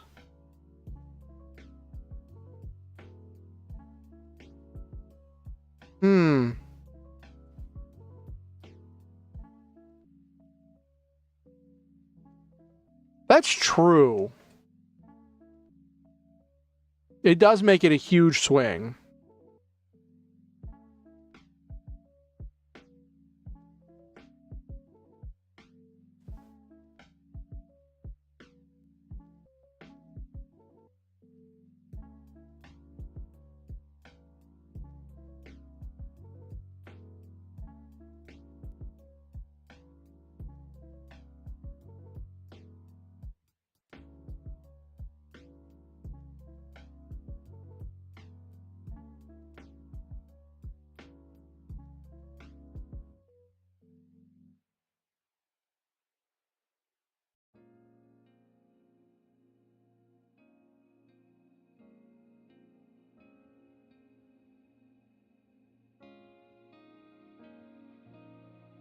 You can only use 1 ability a turn. There's no real incentive to do this in a quick game, which honestly, given this is a chill NPC, is probably fine. Yeah.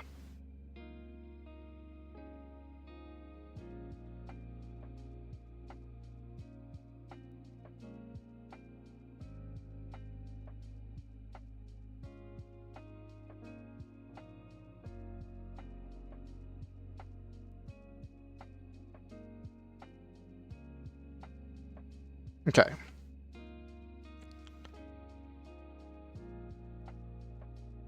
So you banish a warrior.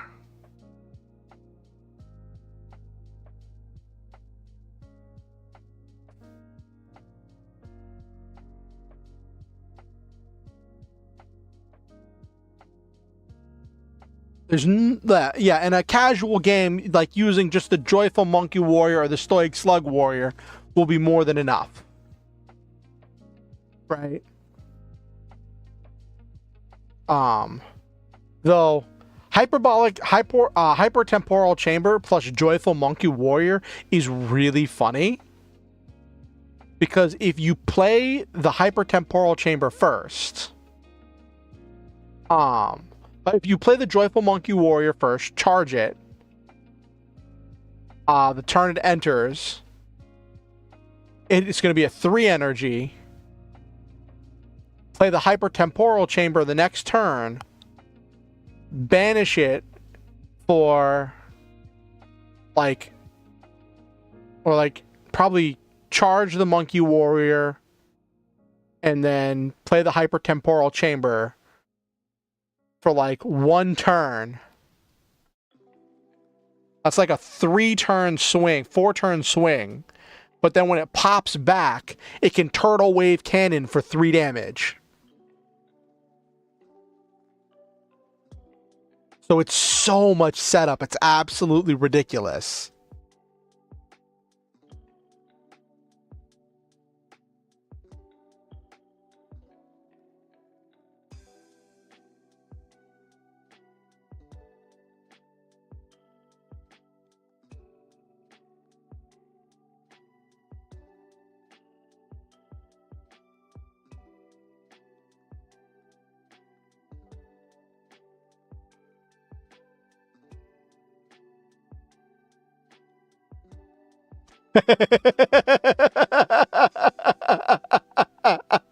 Yes, instant transmission Kamehameha.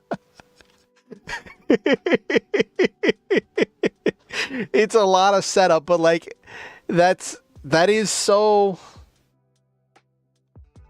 DBZ to have so much ridiculous setup, doing a fusion dance half the time.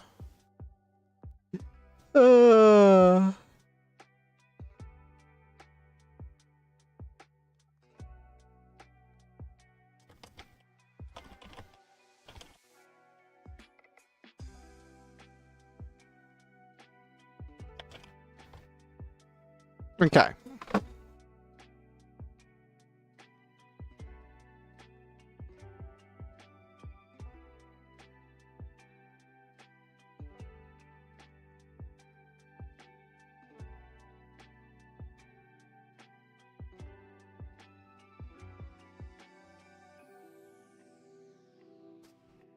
Yes, they have to eventually get the fusion cards. Yes. Oh my gosh. Then we have to get the prideful monkey warrior for Vegeta.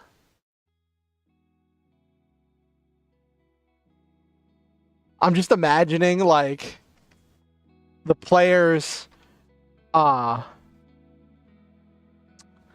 facing some like epic evil and this character just joins the fight.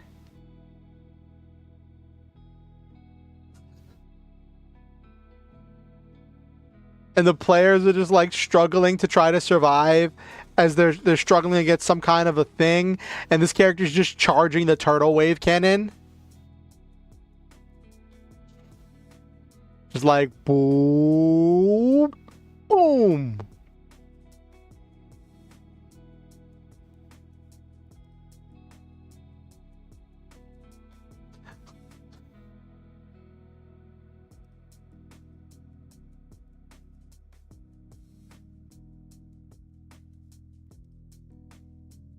Oh my gosh, there's so many possibilities.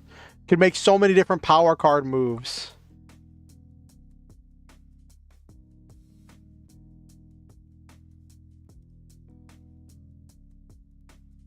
Actually, you know what?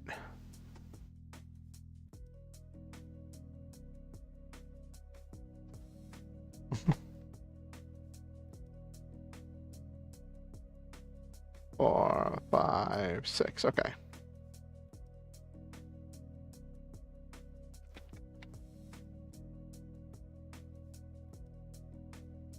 Healing bean. Gain 1 life.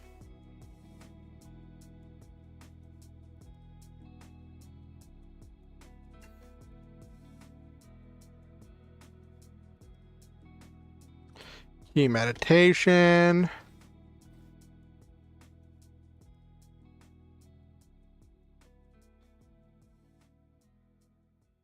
Give 1 card energy.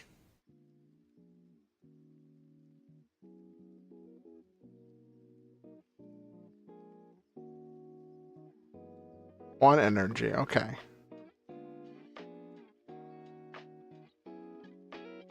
I'm about to just make 3 more power card moves. I know you're only supposed to like have 3, but like just like have like a Vegeta, a Krillin.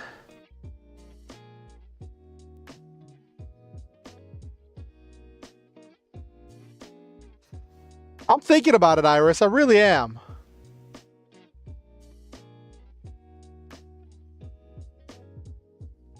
Copy.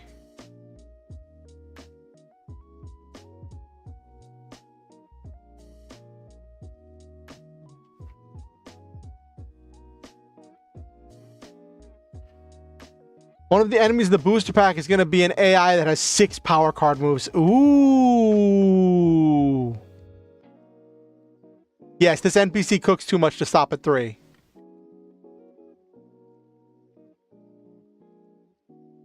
Okay.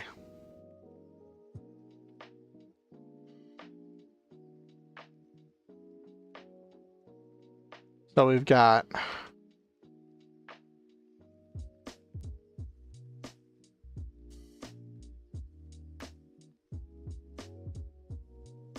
Yeah, the booster pack looks like it's going to be real good.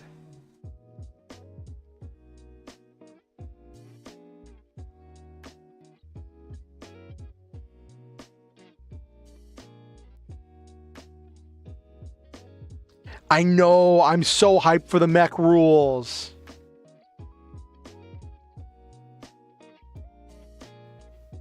They remove randomness for the game. Their first established lets the players search the deck for any card in the deck whenever they draw. Ooh.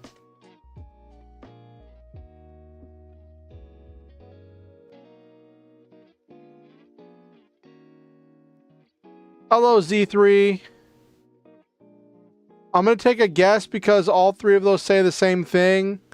That either you're all good friends decided to jump in at the same time, or... Actually, I'm not sure if you can even have... multiple things open, but... Garlic gun. You are Legion? Okay.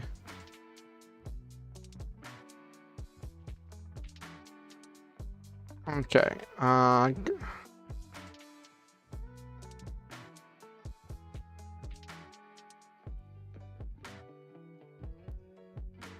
No, Jesus, that was... I'm pretty sure that's someone who has 3 YouTube accounts that that jumped in.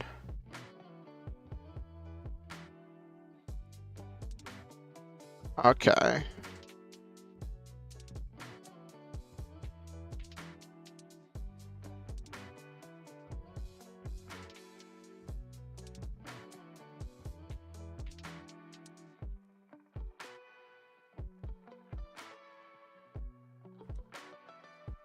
Prideful Monkey Warrior is going to gain Sniper instead of Piercer.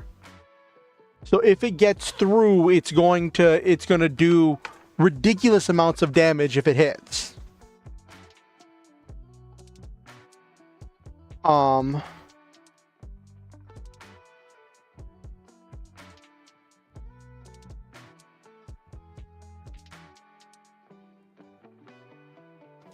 Humble Human Friend.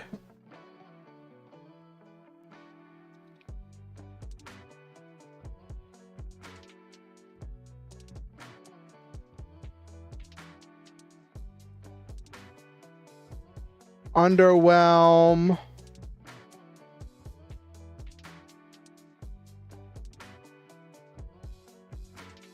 Okay.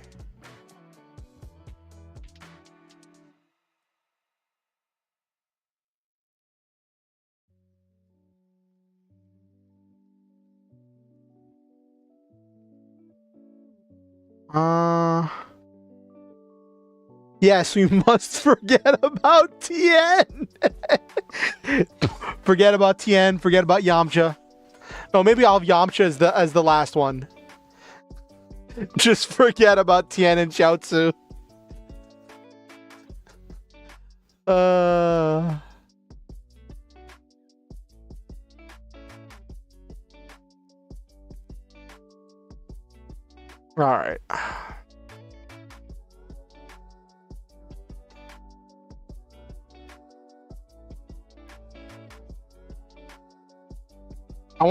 I want the Krillin character to be a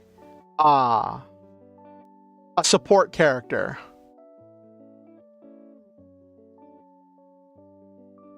Yeah. I saw a post I think it was earlier today that said like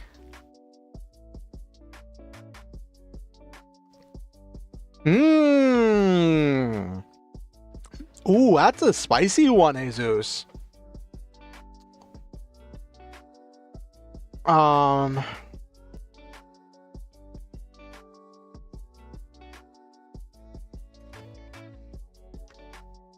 this card.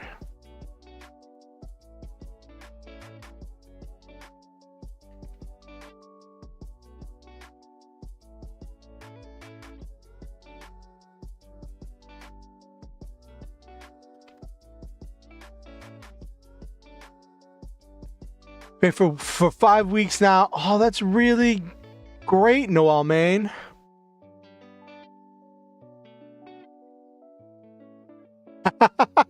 That is the danger, Jesus. That is the danger. Energy 1. When this card is destroyed, give its energy to one other card on your field. No.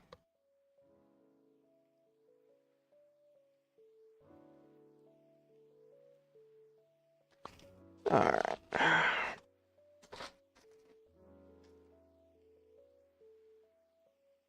Okay.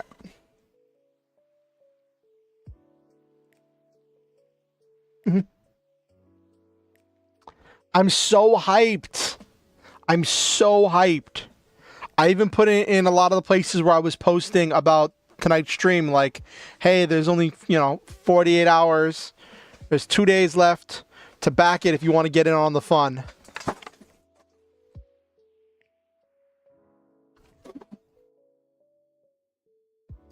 Your friends just want to play Snake Eyes.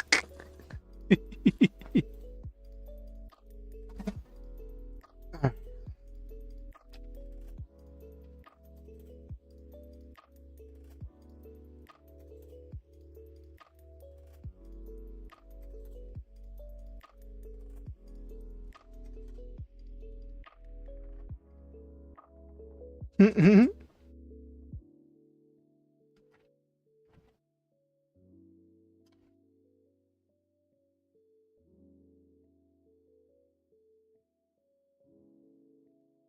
You.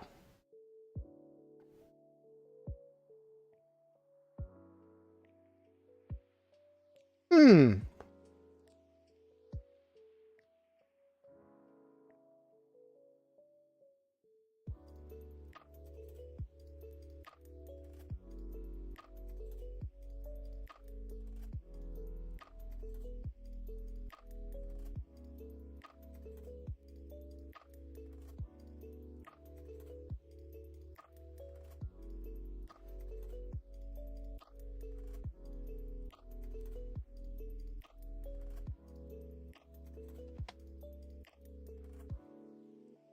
So we've got Solar Flare,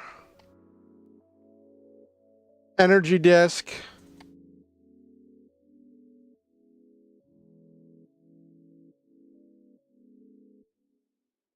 I still don't know what I want to give Vegeta yet.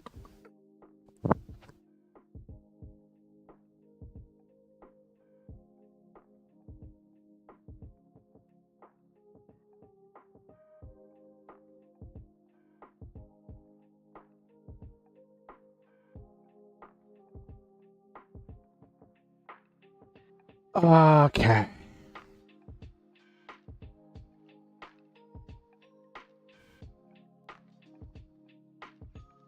Oh, that's a thought. He was all about taking power for himself.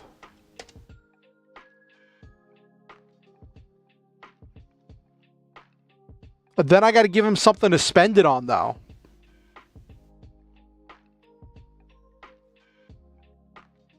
Like, there's no point in him amassing energy if he's not doing anything with it. Like, Goku has the Turtle Wave Cannon.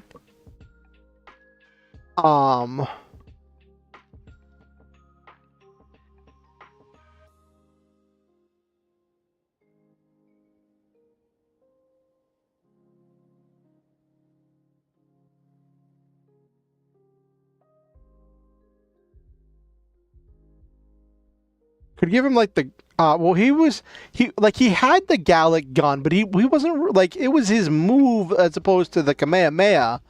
But like, outside of fan fiction, I never really saw it being super like effective. He was known for his like super explosive wave.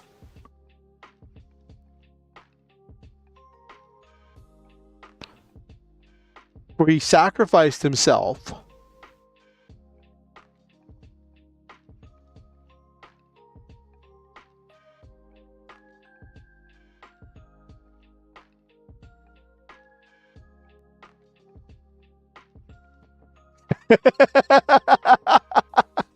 I read somewhere, I don't know if it's true, but but I read somewhere that like Toriyama did not like Vegeta. Like he introduced Vegeta, he wanted to kill Vegeta off, but like his like agent or whatever was like, people love Vegeta, love having a rival character. So he had to keep Vegeta in for contractual reasons, but he never gave Vegeta a win because he just didn't like Vegeta. That's what I heard as a rumor.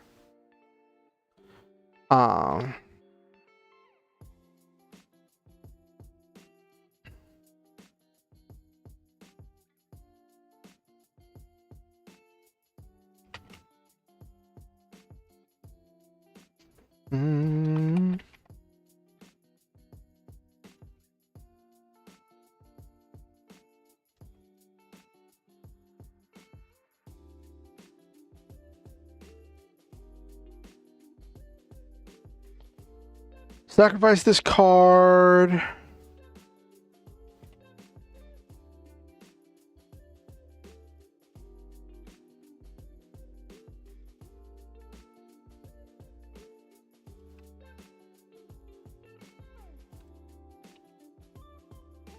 Energy Blast. Sacrifice this card and destroy X warriors or items. X is the number of energy on this card. So, on entry turn, you could theoretically just play Vegeta, since he starts with energy 2, sack him, blow up 2 things.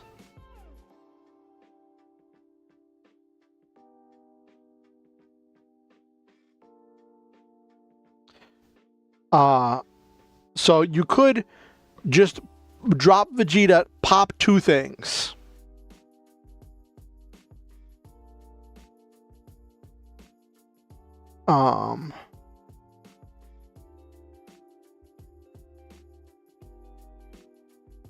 Which is funny. Krillin giving energy to Vegeta is funny.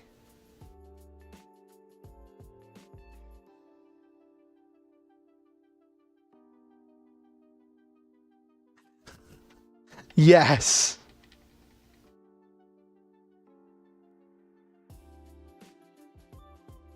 I'll give him that instead of Overwhelm.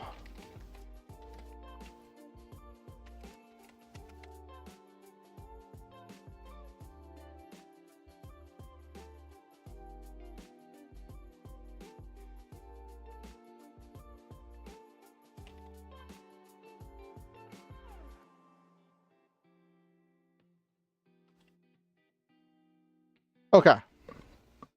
So Goku is technically going to be stronger, but Vegeta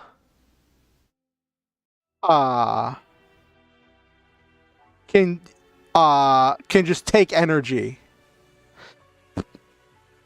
Yes, playing Vegeta, taking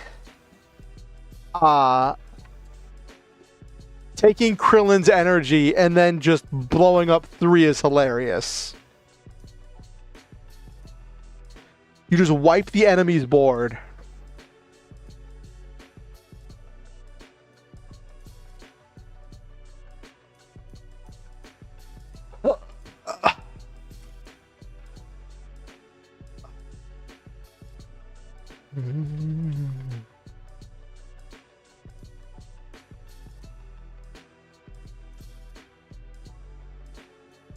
Okay.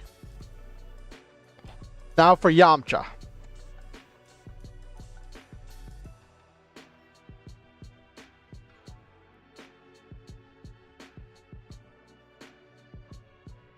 Forgotten Human Warrior.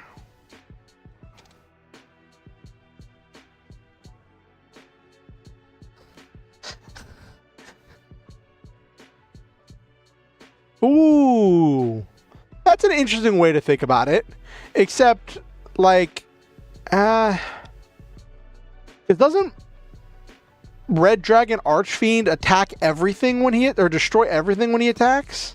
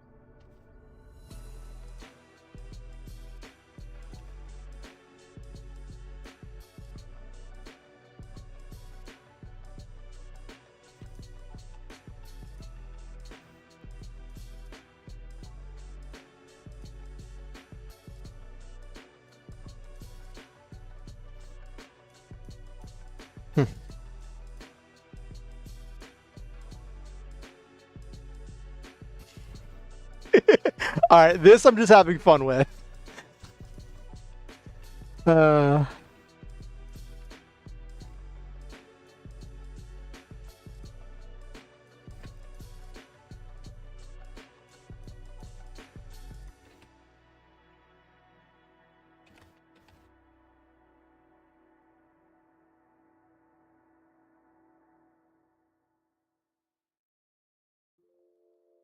Yeah. That's true. So this one, I'm going to make Yamcha a weak warrior with energy 4. So he starts with more energy than anybody else. And his ability is that when he's destroyed, his energy gets spread evenly between everybody else. So whereas Krillin gives all of his energy to one person, Yamcha gives his energy to everybody.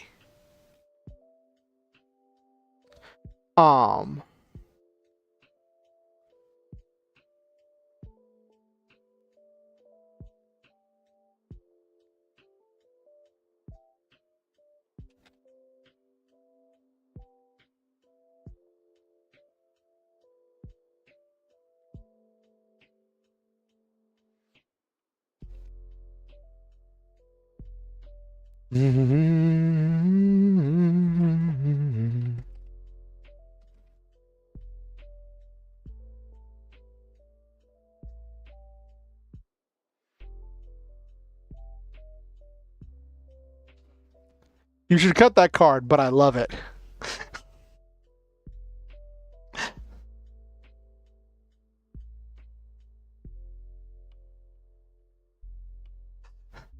The Forgotten Human Warrior. Because, like, playing him is just really funny. Because you're just going to play him and then build his energy.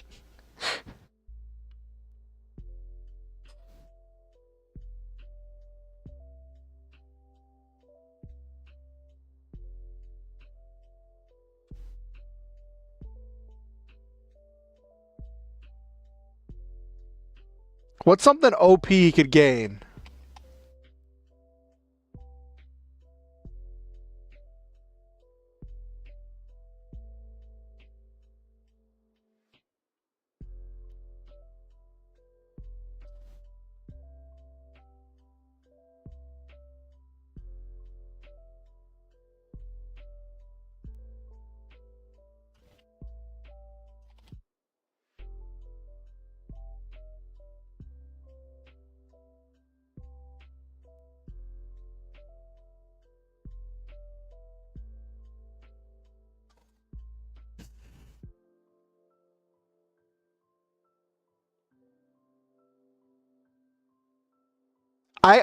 So he's known for his Wolf Fang Fist, right? So I gave him his Canine Punch. He gained Sniper 3 and the ability to attack directly. He's got to live long enough to use it.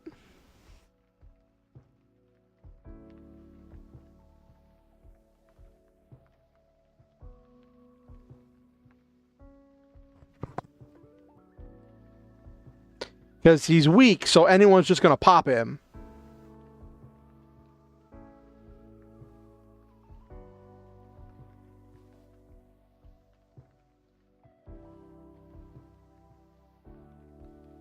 Nice.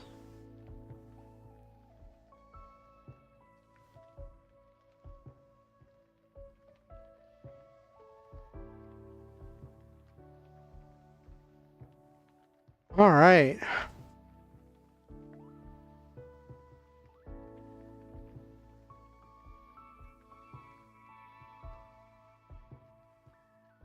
What's also funny is because Yamcha starts with 4,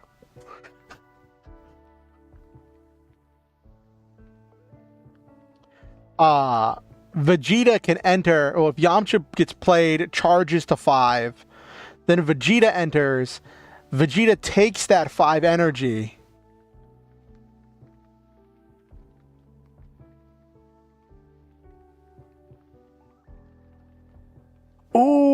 Ooh. I like that better. That's a lot better. Where he clashes with anyone.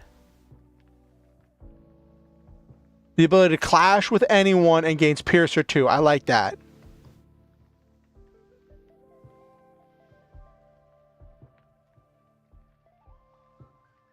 I would say energy.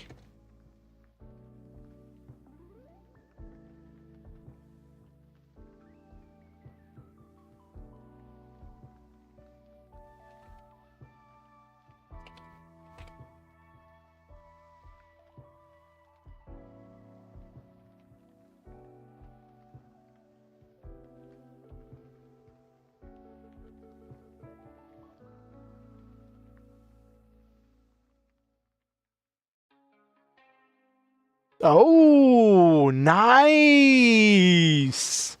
We're getting all the sneak previews.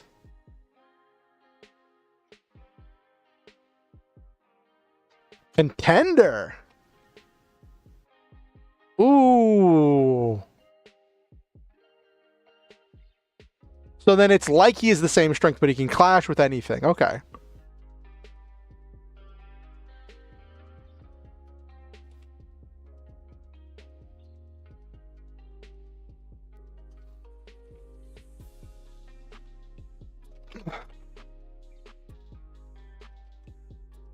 Okay.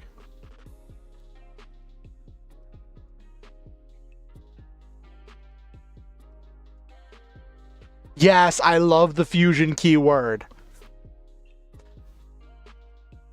One of my players is actually building a deck based around fusion for my game. I love the fusion keyword. I love it. Nice. I think I missed that stream, but that's great. Okay.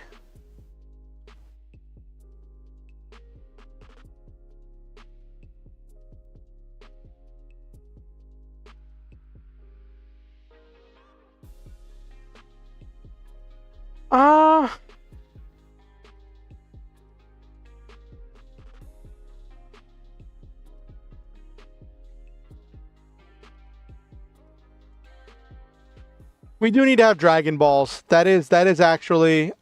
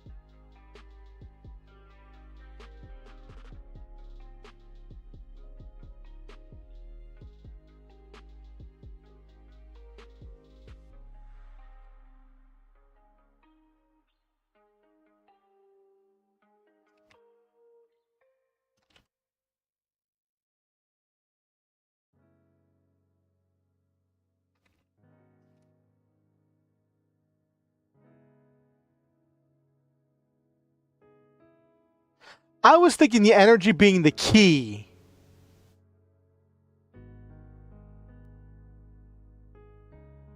All right, Jesus.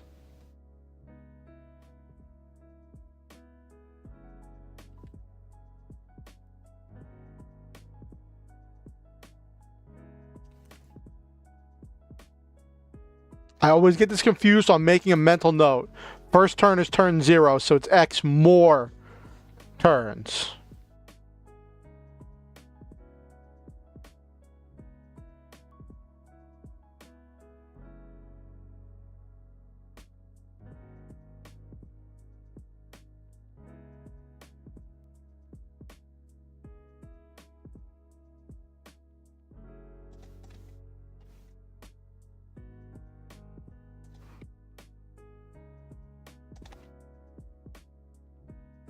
Actually, it's funny because the wish balls are actually stronger than the soul blast sphere because that requires a warrior to be alive. This, you literally just play it, and after X amount of turns, you just win. If it hasn't been destroyed yet. And destroyed is just like them scattering the balls.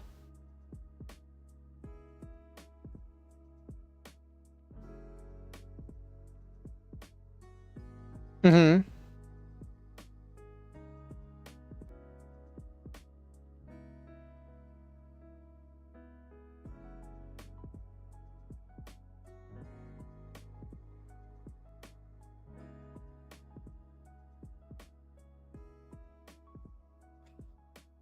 Now that I'm looking at it,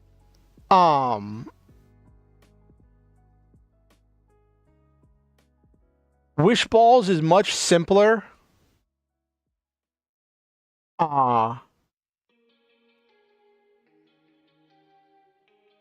Than Soul Blast Sphere. So probably going to use the Wish Balls and then just use the energy for their individual energy effects.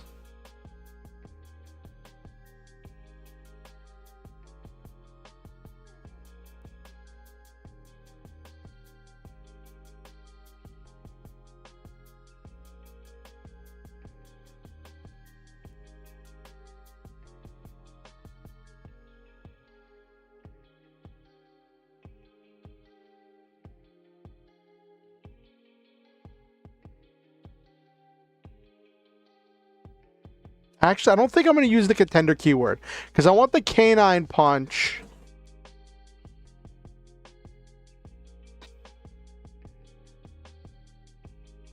Welcome back. Welcome back. So I made for the Dragon Balls, Wish Balls. After X more turns have passed, you win the game. Just it's an Exodia effect. If you find the Dragon Balls, you win the game. As one of the plans to win. I'm fine-tuning Yamcha slightly. I like contender.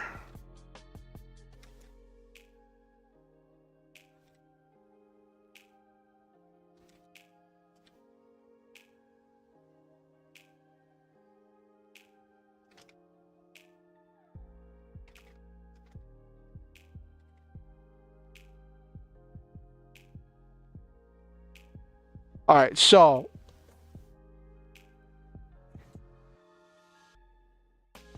he gains Piercer until end of turn, so it's an actual attack and not a power-up. So his Canine Punch, he gains Piercer 2, clashes with something, and then if he wins that clash, he pierces for 2.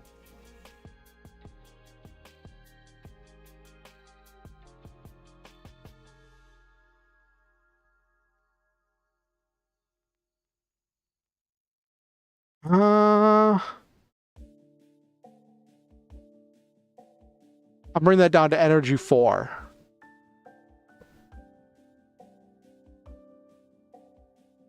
Want everybody to have a thing they can do if they're just played and instantly can be used. Okay.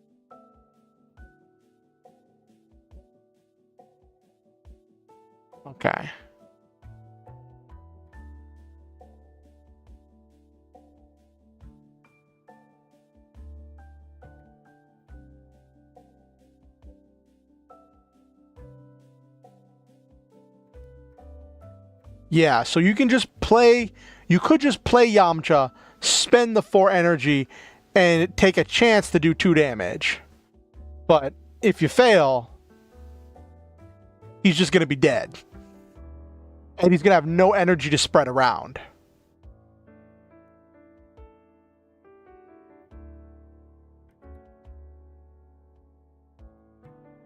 Two X energy to pop something? Well, I gave Vegeta Transform, so he still has that from Goku, but he gained Sniper instead of Piercer. And I gave him Energy Blast, where he blows up and does destroys X things based on the number of energy he has.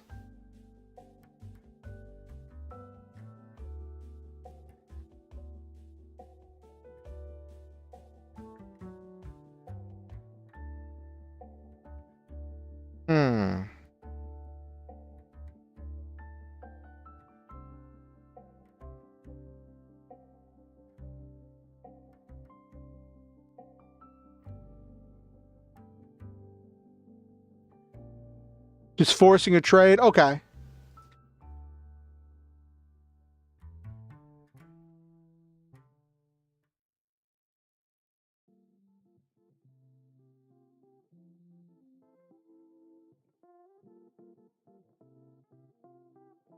I have to rewrite this.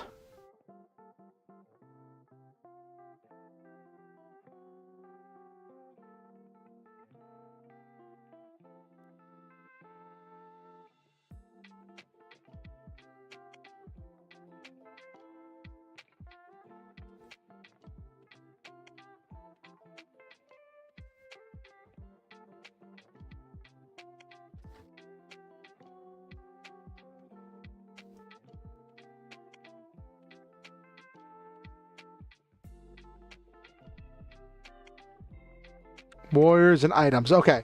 Energy blast. 2 times energy. Sacrifice this card. Destroy. Alright, so you could play him, sack him, destroy 1 thing. Or you could play him. He becomes stronger, gain sniper 1.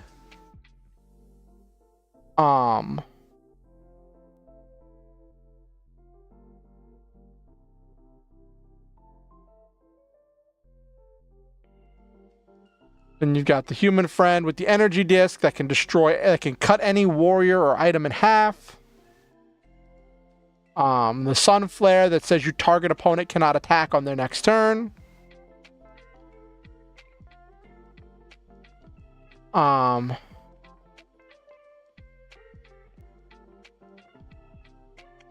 then you've got Yamcha, who's the only one with only 1 energy effect, which is funny, but his 1 energy effect is like really strong.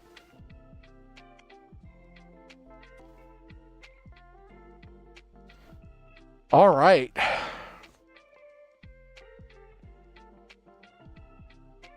I think we've got the Z fighters planned out here.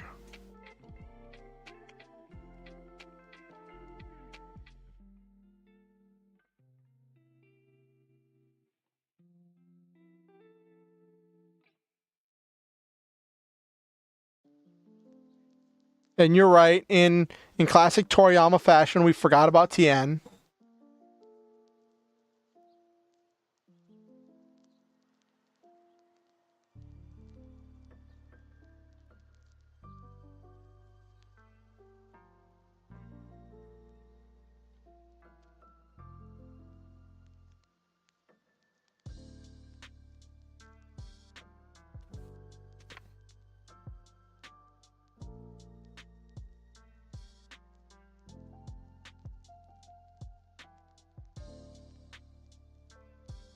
Okay. You're right, it wouldn't be Dragon Ball if we remembered. All right, and we've got 3 simple card moves. I'd like to plan out 6, just to have a wide variety. We've got Ki Blast, remove 1 energy from a card you control, destroy a warrior or item equal to them or weaker. Healing Bean, gain 1 life. Ki Meditation, give 1 energy, give 1 card 1 energy. What else have we got here? We've got to have we've got to have ways for them to assemble allies.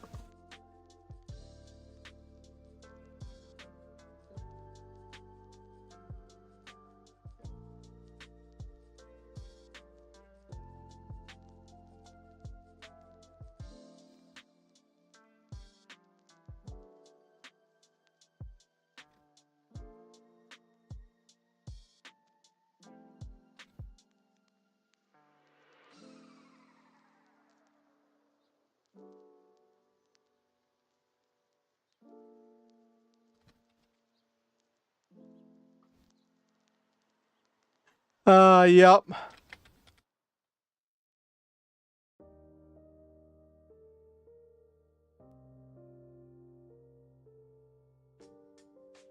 Okay. And I got 1 more.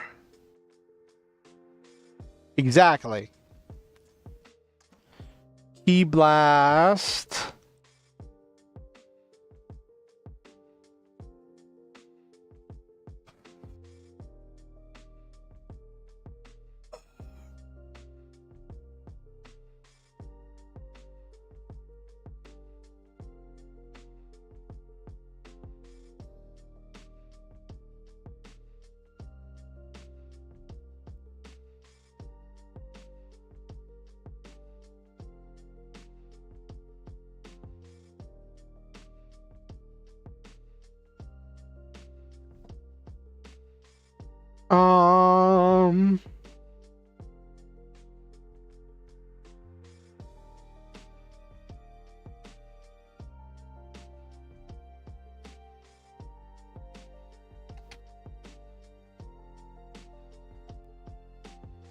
Red mode, just going to be Kaioken. Strengthen a warrior you control till end of turn.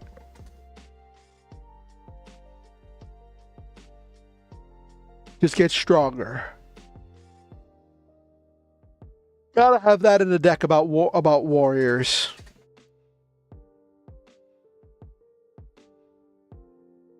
All right.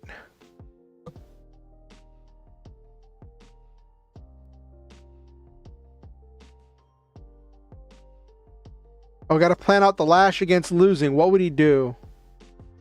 If he was losing, what would he do to lash out?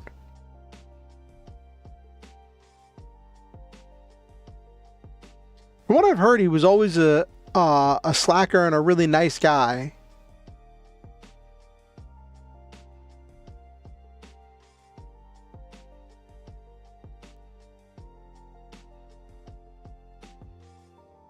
I'm gonna leave it blank because I don't think this character would really be doing like the lash out against losing kind of stuff.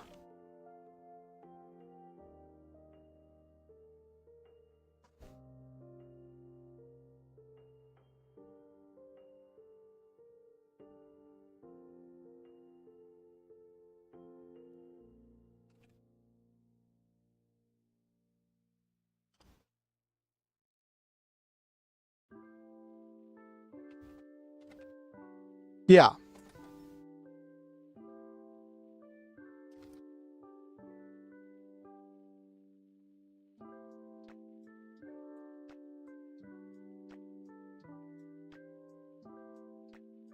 Shin Kikahu.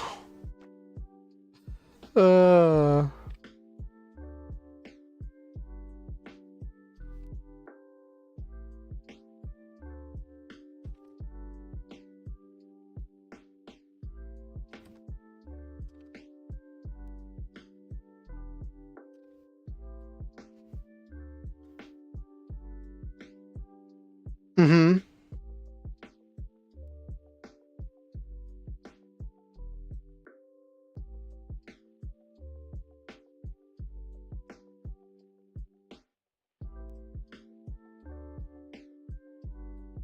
Actually, too busy raising Gohan.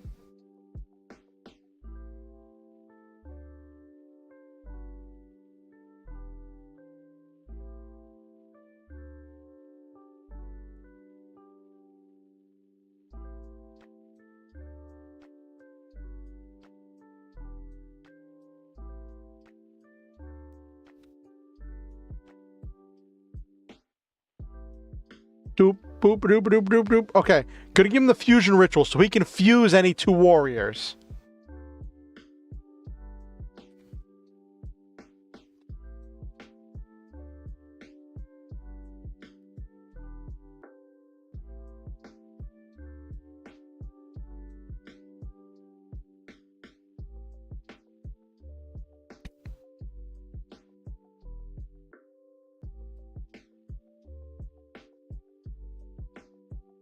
So that's gonna be the funny silly part.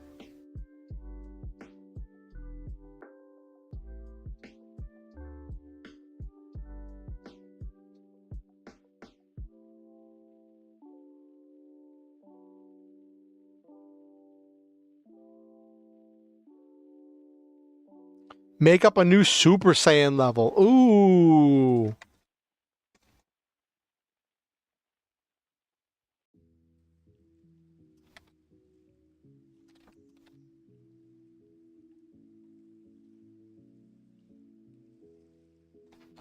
Fuse enemies with new power level.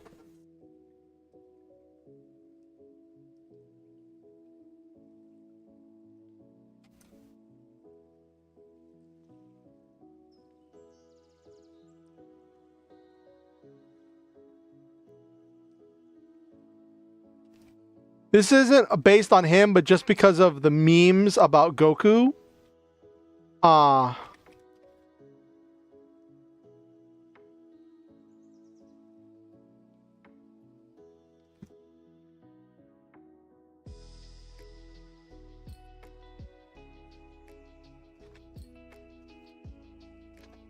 Ask if your heroes are proud of you.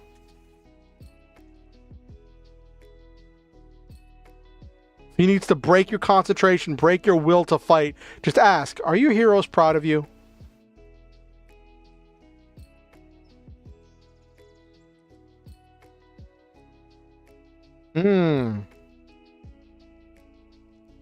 Okay.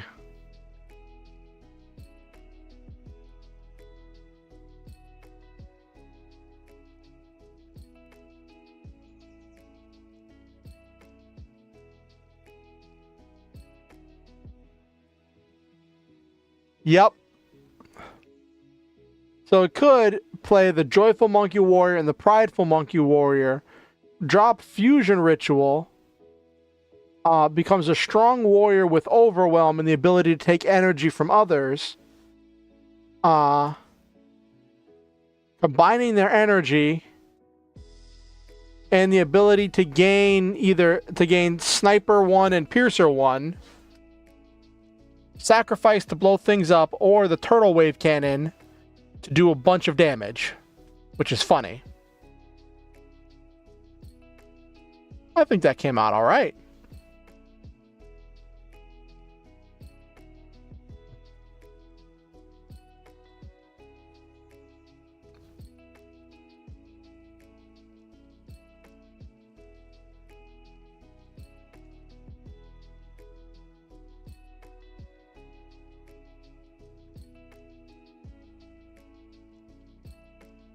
Ugh.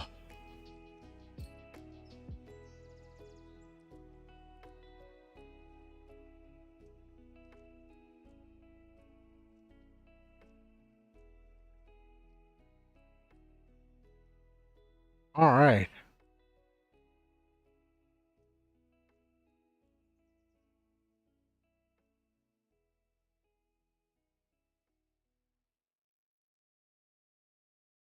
Ugh.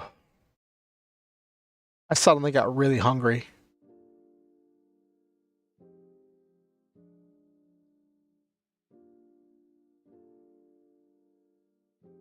Alrighty, let's wind down for the night.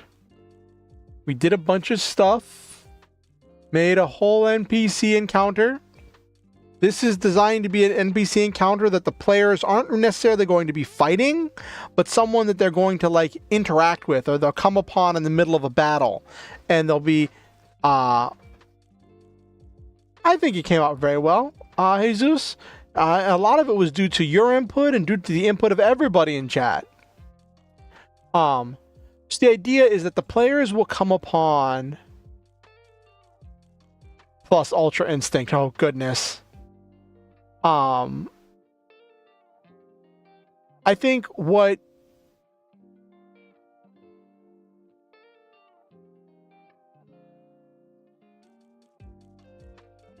yeah. The idea that like this is just a regular person and like the players come upon him being attacked by some of the bad guys and they're like motivated to join in, and one of them could join in and help out and save him. And then he's just like charging the Turtle Wave Cannon to blast or the Wish Balls to blast away the enemy.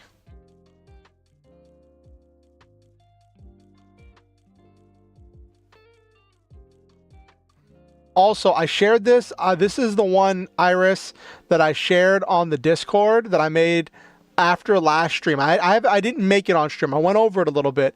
There was another one, Maya Basic, which is just a little old lady whose deck's all about gaining life and built around her found family. I made that one on my own after last time I did this. Did one of these streams. So that one's like a kind of little old lady. Could be used for a generic little old lady or like grandpa shopkeeper. But this one's much more offensive.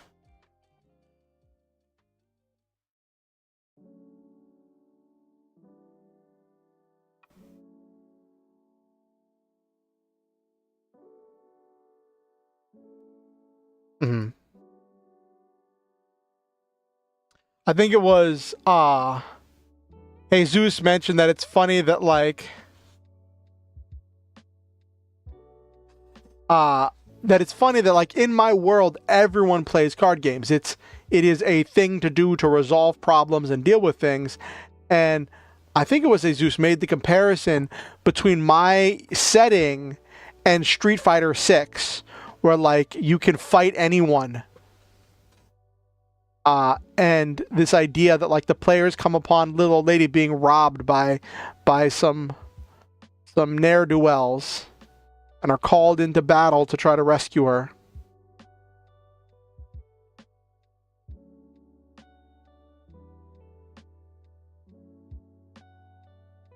Mm-hmm. Though I feel like with the build of Toriyama,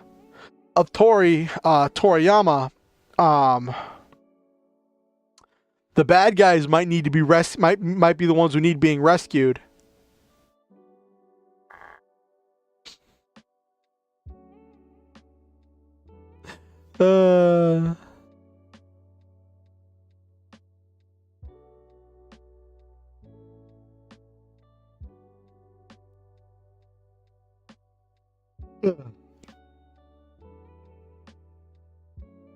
Alrighty.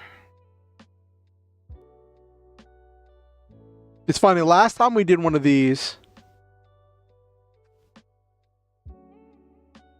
Yes, Vegeta blows up their ace. Exactly.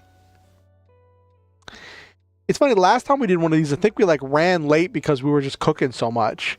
And now we're like, we're done earlier than like, we're done at a normal time. And it's just funny. Because we made 2 NPCs last time we did this. We made 1 NPC this time. But what an NPC. Couldn't have made it without you all.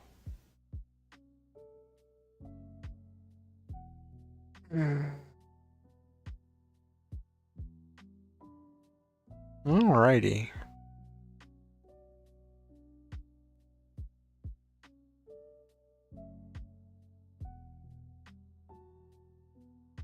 Also,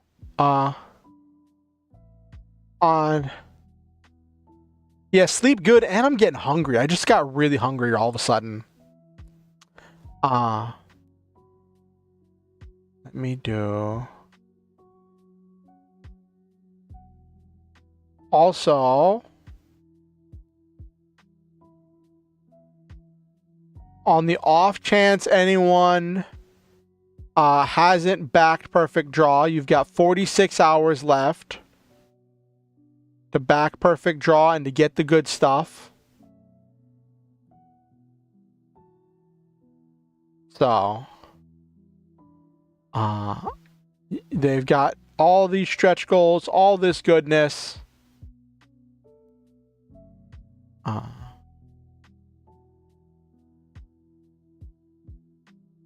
Manners making them mad.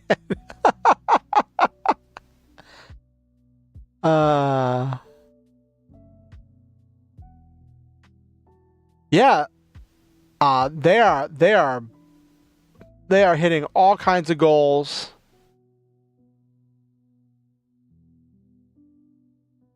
So, just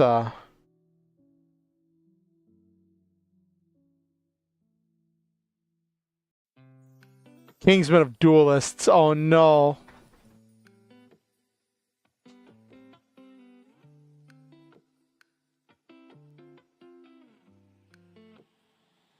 Yeah, I saw that. It's funny. I was planning. So like, originally, when I was planning this stream, I was planning to do like advertising to be like, hey, got this last stretch goal. Let's push in these last 48 hours, hit that stretch goal if you have any friends or whatever.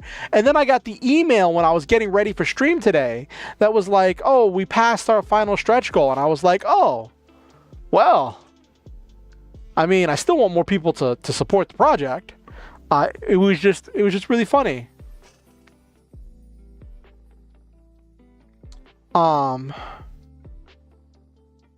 I'm just sad that because of my financial situation, I'm not in a position to be able to buy one of the physical books this time.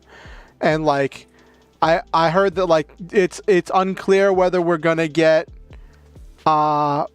ever releases of physical books in the future or something. I don't mean to put you on the spot.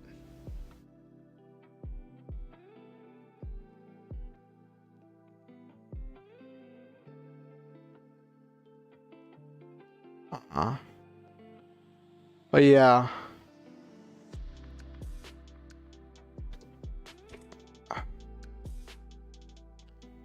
Anyway, it was a great stream. Let's see if there's anything cool to talk about.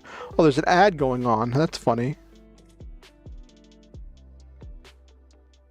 Anything cool on the interwebs?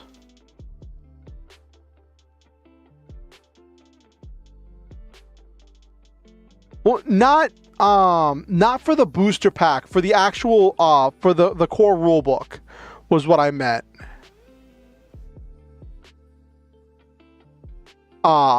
Because I wasn't able to afford to get the physical book this time. I was on yeah.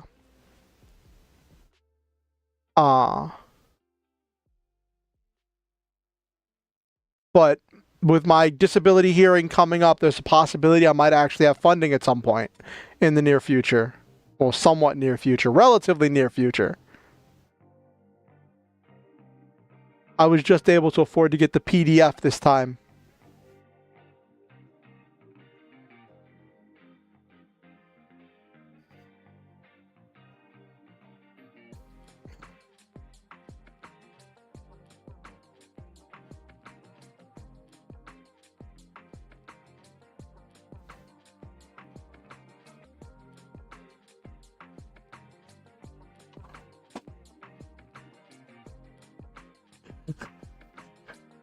I was just checking online and I saw someone posted a tweet where they were like, posted a link to Chala Head Chala, the opening of Dragon Ball Z, and they're like, if my neighbors don't know this song, they're about to.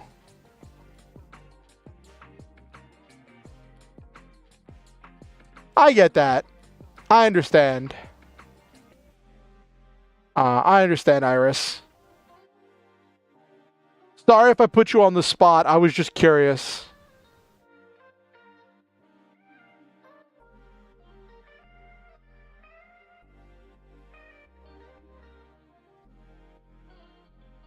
Rock the dragon. Rock the... Yeah.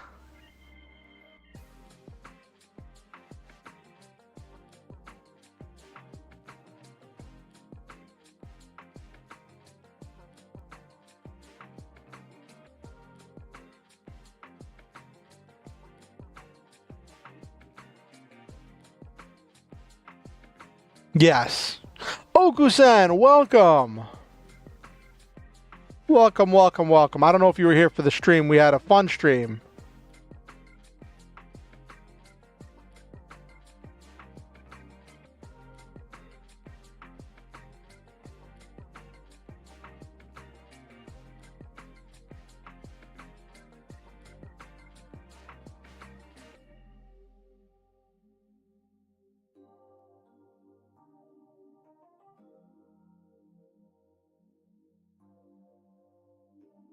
I was mourning the passing of an important figure in history. Yes, exactly.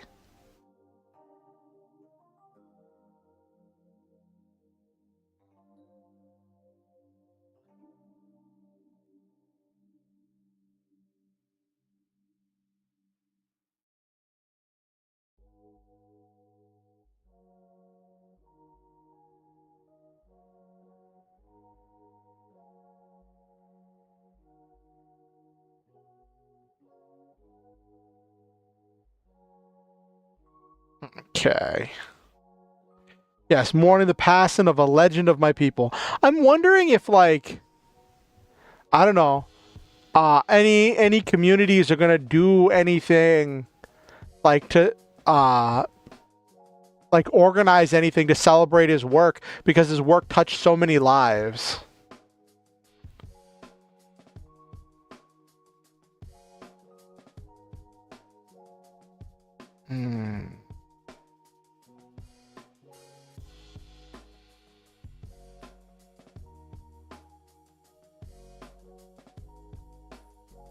Hey, there's nothing wrong with that.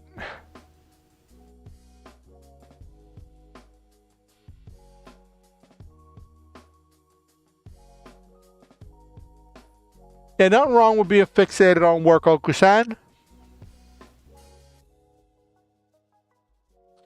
We made a very special NPC. We made a tribute to the late Akira Toriyama.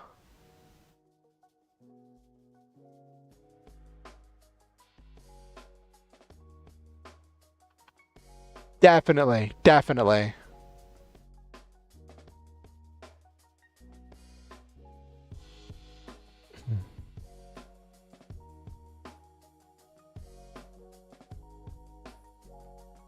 Okay.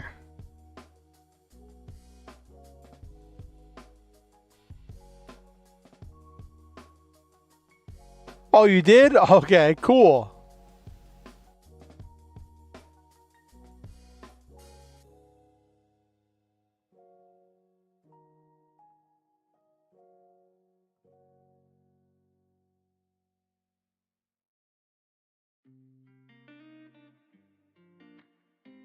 Also, as a quick little update,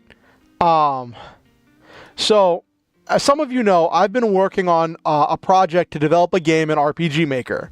I had a couple streams dedicated to breaking down ideas about the story and everything else, right? And I had a plan of how I was going to do the combat system, right?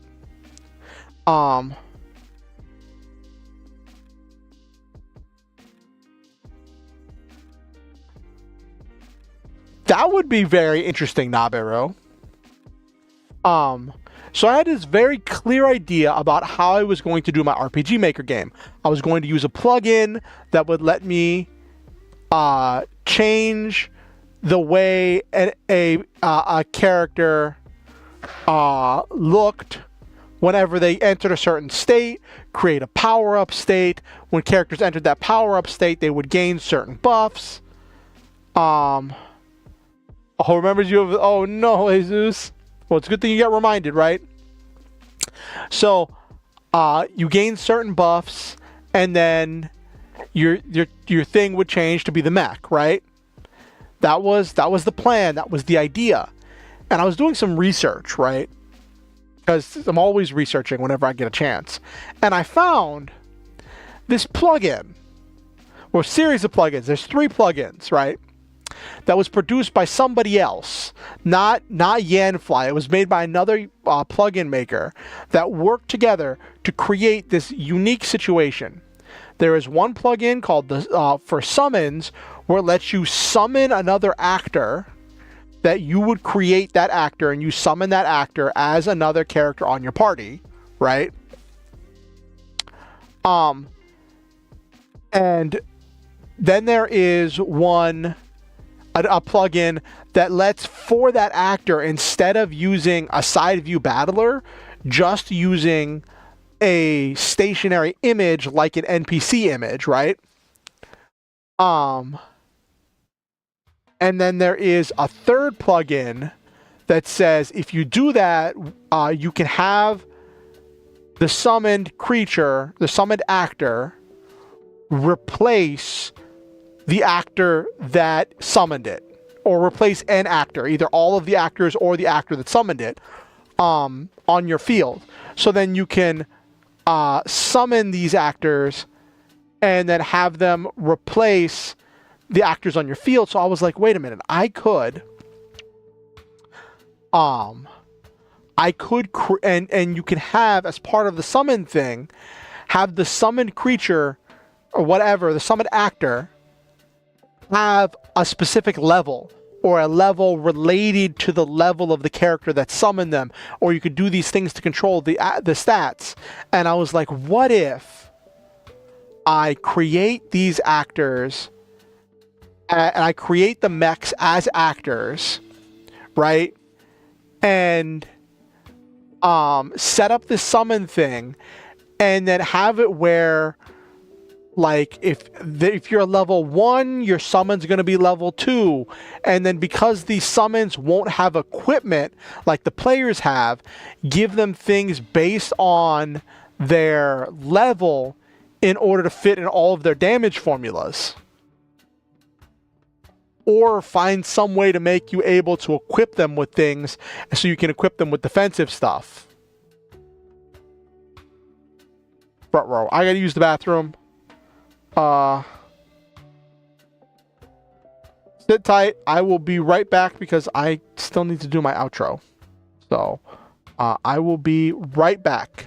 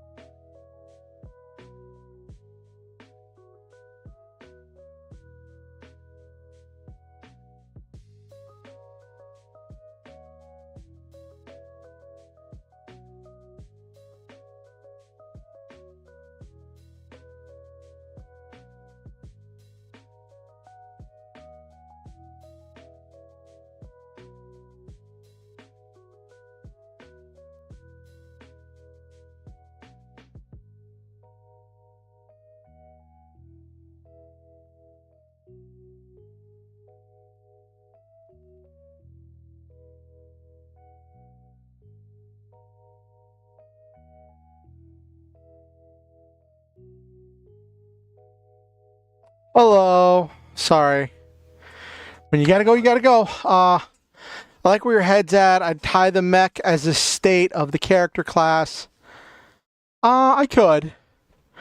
I don't know. I was looking at the summon thing because I want the mech to have their own set of actions. And so doing the the summon replacing the actor means I don't have to change out the actor's actions. I just only give certain actions to the mech. I just only give certain actions to the mech, and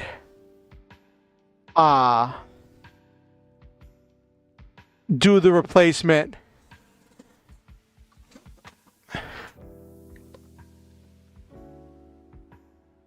So just to clarify, right? I found that there are two ways to accomplish what I want. What I want, end goal, is players fighting on foot with their equipment and their gear and what have you, and they can spend a resource for short periods of time, be either transformed or replaced with a mech that has enhanced stats and very powerful abilities, but only lasts for a limited amount of time. And I found two ways to accomplish this. There's the one way in which I have it be a straight buff to the character, at which point they would have all of their old abilities. And there might be some weird animation things to deal with. And I have to make, if I do the buff thing, unless I find a plugin to let me use a stationary image in place of the actual battler animation, I'm going to have to make animation sheets. Sprite, whatever sheets. Let me Google that.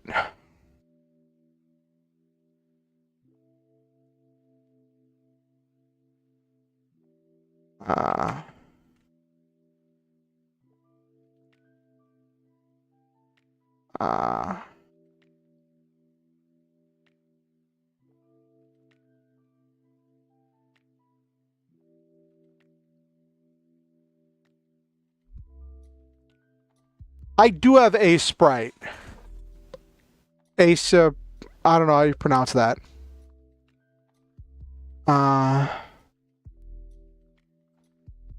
Actor.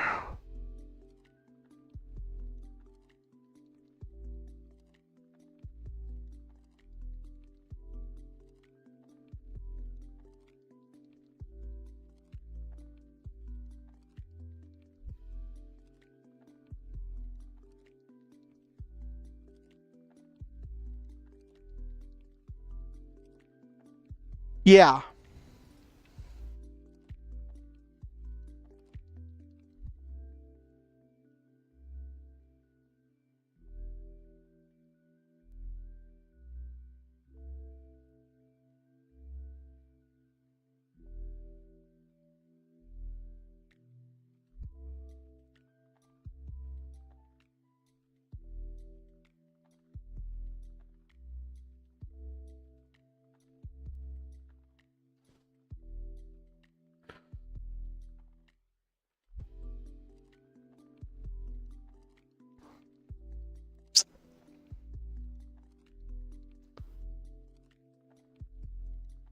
Oh.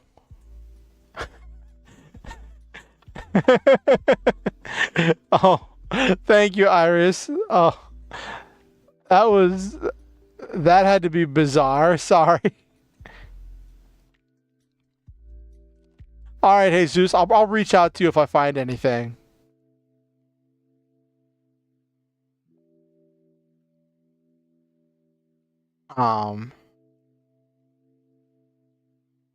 I was just Googling to see if I could find anything. Let's see if there's any cool memes. I was like looking at memes for the end part of the day, end part of the stream.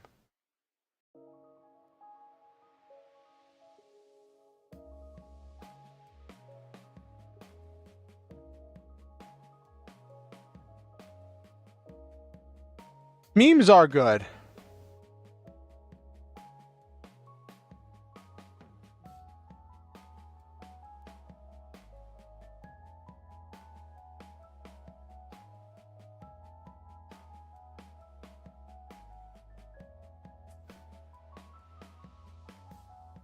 All right.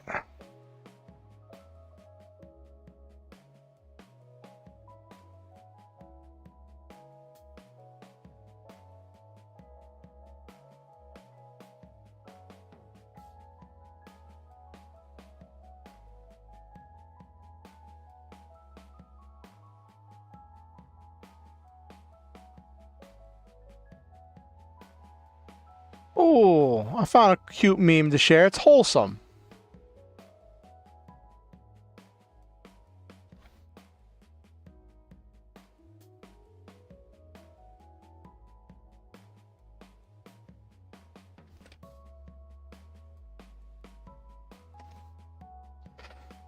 Found a cute meme to share. Let's do this.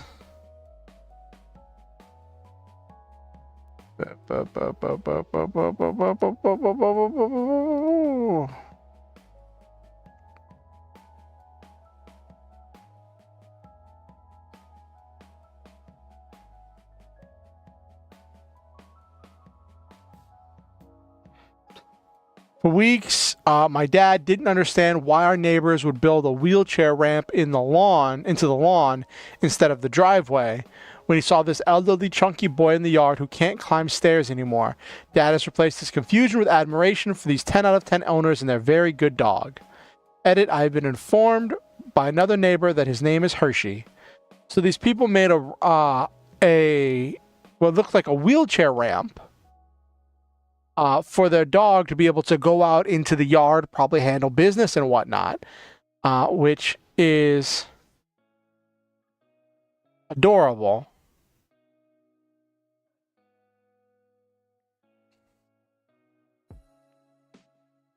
I told you it was a wholesome meme. I told you. I told you.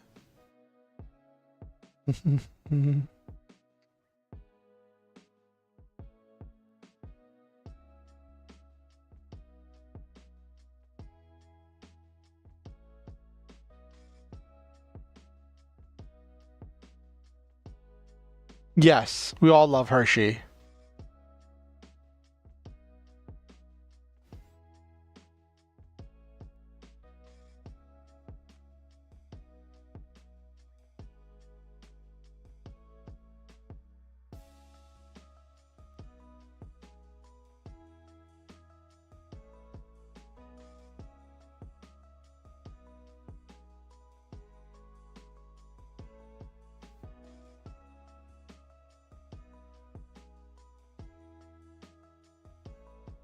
Alrighty. Aw.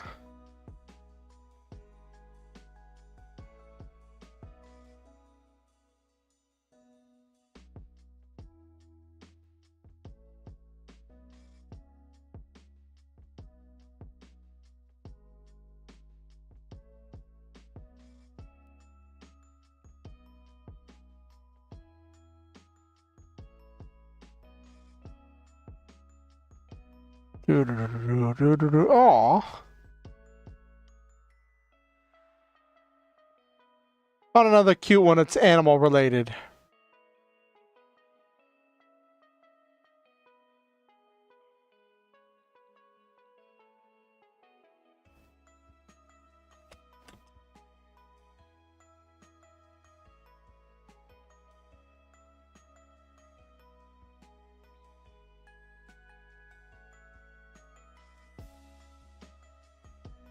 Remembering that a time many years ago when a crow died and fell onto my driveway, their family were gathered and calling. I moved the deceased to a peaceful place under a tree and laid a flower beside them. Several times over the next few weeks, I found a flower on my doorstep. Little acts of kindness. Also, birds are, especially crows, are scary, scary smart. I saw one person that talked about like how you could not quite train crows as much as like teach them that if they bring you things, yes, crows are so smart.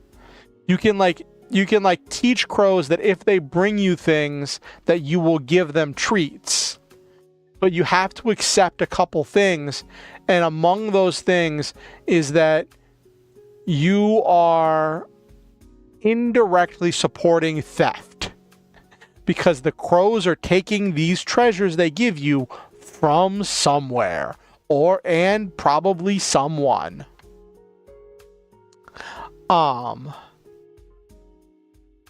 So, that's just an important thing to notice.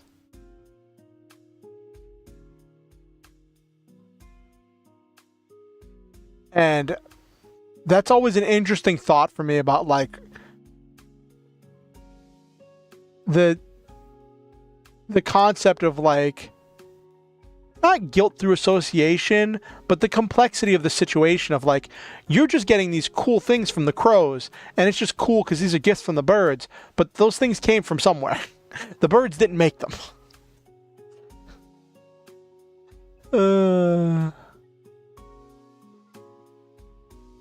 Anywho.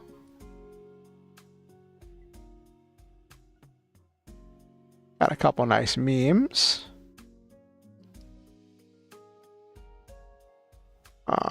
Okay.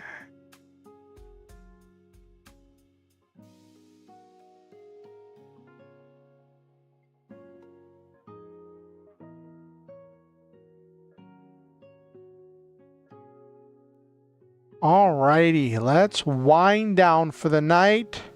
We've had a fun time. Same with dogs that play fetch and bring you something you did not toss. Yes. Yep.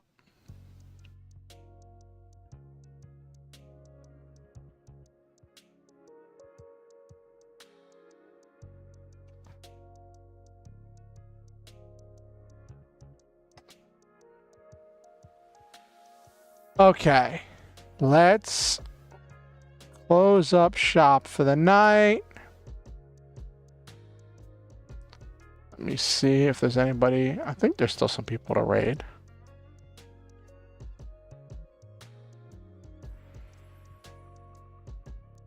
Alrighty. Boop, boop, boop, boop, boop, boop. When in doubt, we could just... Oh, we could raid now.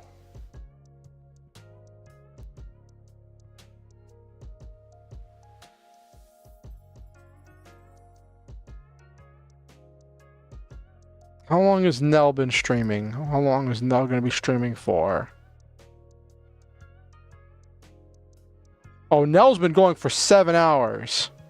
So Nell's probably getting ready to end soon.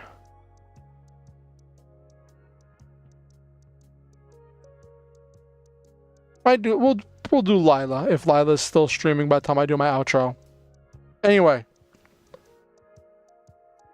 So, for those of you who don't know, I like to speak positivity and say positive things and words of affirmation about my viewers at the end of the stream. I believe it's important for us to be able to speak goodness and positivity into each other's lives, to help each other, and to build each other up every single day. So, we got a lot of people talking in chat today.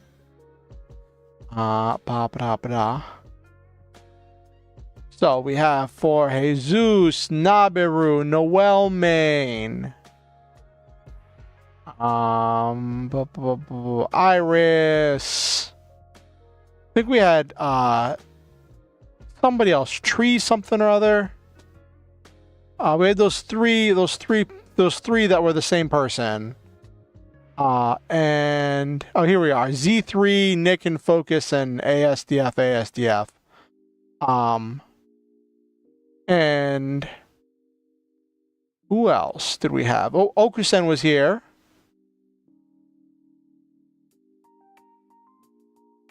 And to anyone else who watched the stream and didn't say anything in chat, and to anyone who watches this VOD afterwards, I want you to know I love all of you, and I believe in each and every one of you.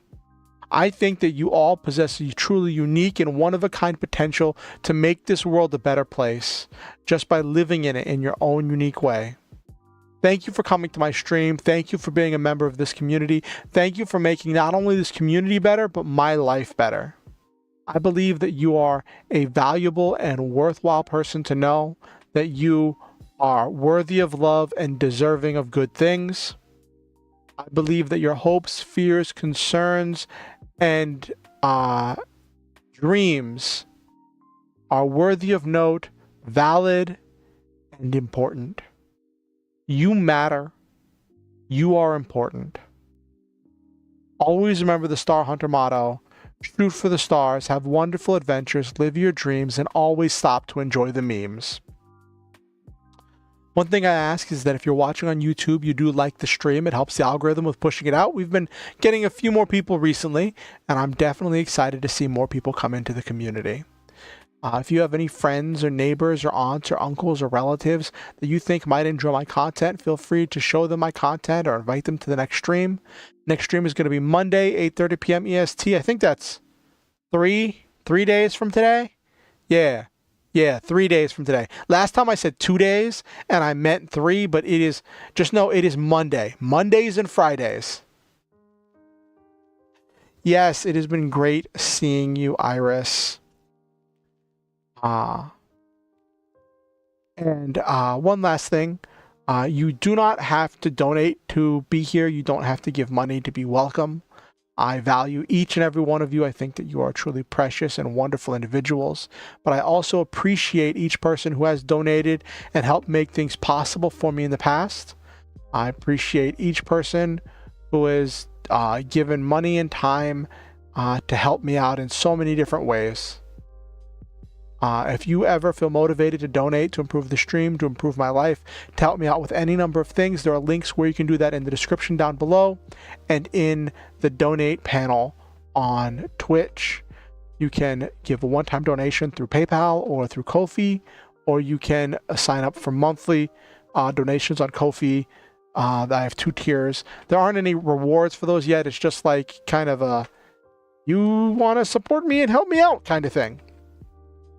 At some point in the future, I may put up actual rewards for those, but that's where we're at right now. Thank you all for coming, and I hope that you all have a wonderful weekend. You get to play lots of games, and I hope we all get to enjoy a bunch of Perfect Draw in the coming weeks. Because I know I'm excited. I think we're all excited. So.